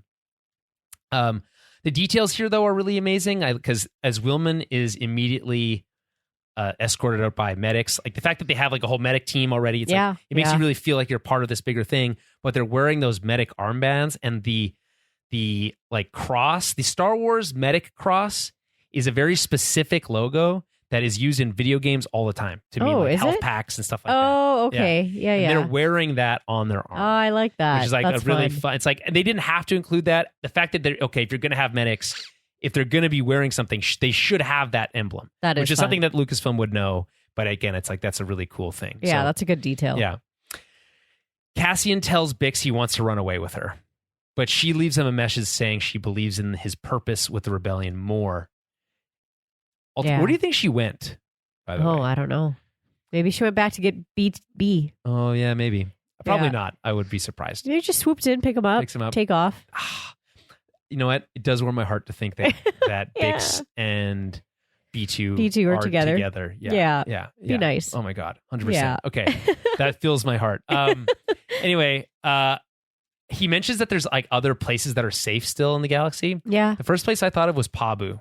Oh, The Bad Batch safe. From Bad Batch, like, the little house, island. Right? Yeah. What did we call it? Space Italy? What did we call it before? Something like that. Yeah. Space Greece. Space Greece. Yeah. That's Space Greece. But I mean, you got to think there's definitely like more like untouched or like outer rim planets that aren't really being bothered as much. True, but like right? the message is like it comes for you all. You can't hide from it. Yeah. Right? Exactly. Even Pabu gets eventually raided. Yeah, exactly. Right? It's like nowhere is really safe, to be honest.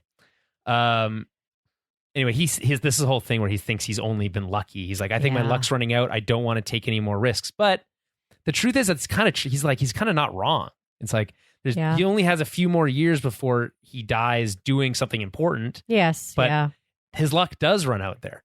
He can't escape Scarif. That is, that's his doomed destiny.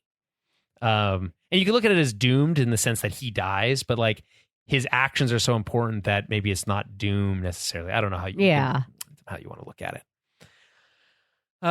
Anyway, so again, as I said at the top, this actually broke me. They do this thing where they intercut the next morning with her giving the speech over the video instead of just watching the video. Yeah. And he's like running out to try to like catch the transports, but they're already gone. And he's like standing there in the middle of the chaos of Yavin. And it's like, oh, the transports are already gone. You got to get out of here. You're standing in my thing. And it's like, you kind of just see this moment of like realization. Like, I don't like, what's the emotion going through Andor's head as he's realized that he can't catch her? It's probably just resignation, like loss, like devastation a little bit, like just that kind of like, I don't know how do you explain that feeling of just like, all right, I guess this is what I have to do now. It's kind of like someone dying. I feel like it's right? like I couldn't stop it. Yeah, they left me this lovely note. It's like suicide. Yeah, right. It's closer to that in terms of like, this was a person that I cared about who killed themselves. Yeah, it's like abandonment too. Yeah, and like right? but it's like, because of the way she framed it as you're so important to the rebellion, he kind of looks around and is like, okay, well, I guess that's what I'm here for then. Yeah, maybe that, because she does say like, I'll find you like when this is he says, here's what she says. Done, and then so he's kind of, all right, like I guess I have to do this, and then for this I'll to find work her out, after. Yeah, right? Yeah. When it's over, when it's done, we'll do everything we've missed. Yeah, I'll find you, which is what he says to her all the time. Yeah, and when she hears him say it, she always believes him. Yeah, and I think the connection there is that when she says it to him, he believes her. Yeah, that when it's done, she'll be back. Yeah, and knowing that she'll get the news that he's dead is going to be like, that's killer. Right? Yeah. I don't know if we'll never see Bix learn that information. No, but we get to imagine it, and that's almost worse. Yeah, unless she dies, but we'll also never know that. Yeah, I prefer to think that she survives and then learns that. Like, the only solace is that maybe she gets to understand how important he was. Yes. To the whole thing. Yes. Yeah. Exactly. And then, okay, that's the last line, which is, I'm choosing for both of us. I'm choosing the rebellion. It's like, like, I have to make this decision. And Andor's like, no, don't do that. I wasn't going to make that choice. And it's like, well, that's why I did this. You stupid exactly. Idiot. Yeah. And again, at that moment, she's like, I couldn't do this. You would have talked me out of it. Yeah. And being so resolute, right? Yeah. With her convictions, and Vel being like this part of like this ear, bug in her ear, being like, he's important. We trust him. Yeah. There's these things like, it's like, so hearing it validated from the exterior also is a huge thing. Anyway, killed me. Last scene. The episode ends with the reprogramming of the KX droid, K2. Yeah. Establishing the origin of K2SO from Rogue One. And what's so crazy about he runs out into that thing and he's like, oh, heartbroken. Like truly heartbroken. And then he's like, hey, we're going to power up your and he's like, your droid. He's like, okay, I guess I'll come over there. Yeah, come look at this. Yeah, and then I love how they're all lined up with their weapons lined up. And he's like, and he goes and takes one from them. And he's like, I'll be taking. And then that guy just backs up. Yeah. I was like, I would have done the same thing. I would have been out of that room. I love also here the tech who's like working on the droid and being like explaining how it works. He's like, it's not a wiring issue so much as it is like it's not a programming issue so much as it a wiring issue. Yeah, it's like we want to suppress what was it like instincts or whatever. Yeah, and so funny. It's so funny because it's like gives you insight into like why K2 is so weird. Yeah, why and is he so weird? And like, I love that there's like. They have this level of expertise with the rebellion, right? Because when you think about it in the real world setting, it's like a just cause like the rebellion would draw the attention and contributions of smart people. Yes, smart people, doctors, nurses, engineers, politicians, like all the smartest people. Yeah, well-educated people would more likely side with this just cause, right? Do the right thing. They would want to be involved. So you have that. Yeah. Now they're not. You don't get to wear their fancy clothes. They have to wear the puffy vests. Yeah. And like all that stuff. But and like live on a jungle moon. Yeah, I would love to live on a jungle moon. And live in a puffy vest. Outside of the dinosaurs, but I mean, the dinosaurs. That's why they live in a treehouse. Yeah. Okay? Yeah. Exactly. And so they and who knows? They probably have those like big like sticks they put up to keep the spiders away. Oh, yeah, from yeah, chopper base. Yeah. There's more of them now. They can do things. And they clear more of the brush away and stuff as they go. But I just like this idea of thinking, oh yeah, no, they're not just well equipped. They have smart people working for them, and that's why they're able to get things like K2SO working. Yeah. The last little bit of news I have from that EW interview is that they originally had a different plan for bringing K2SO back. So Dan Gilroy wrote an amazing, entirely self-contained episode that was episode 209 originally, which was this one. He said, it was an amazing episode that was like a horror movie. Mm-hmm. It was like the K2 story. They had to bring this huge, ugly tanker ship to Yavin, and there was a KX droid unit that was trapped inside their hunting people. And it was sort of like a monster movie with like, and they referenced this another part, but like kind of like Alien or Predator with K2 on it. It was really, really cool. We could not afford to do it. It was made clear that it was out of range, so we had to abandon that and consolidate things. So instead, they turned it into this like Frankenstein's monster where they have it strapped down to this table and they turn it on. It's like zzz, zzz, zzz, buzzing, electrical, and then it like sits up and then it has that great line where it's like, "Can you point that gun somewhere else?" Yeah. Sorry if I've offended you. Yeah. Yeah. So great to see K2. It'll be fun to see him like more involved next week. As we kind of like really are ramped right into Rogue One, and then we'll talk about that the week after. But, and like in the subtitles too, when he first speaks, they call him K2SO. Oh yeah, nice. It's nice. Yeah. In the subtitles, because before he's just KX droid. Right? Yeah. And that's it. Any final thoughts? No, it's just this was so good that I'm like almost worried about next week. Like, can it get any better? I don't know if it can.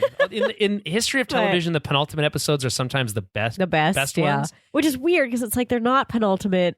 Like they are because it's like a penultimate arc. But we're going to go into this next thing, which is also a lead up to Rogue One. So it's like kind of has its own. It's penultimate. Yeah, to it. It's like so many layers. Yeah. So I think we went so really long on this episode. Yeah, but I think it needed it because this is so good, and I think it's deserved. This is deserved our attention. This is some of the best shit you'll ever see. Yeah, it's so good, and it was thrilling, heartbreaking. I mean, I cried, I laughed, I was thrilled, I was excited. Like it was a true emotional roller coaster, a true empathy machine, as I've talked about before when it comes to this stuff. Like it made you feel things in a way that Star Wars has been bad at for a while.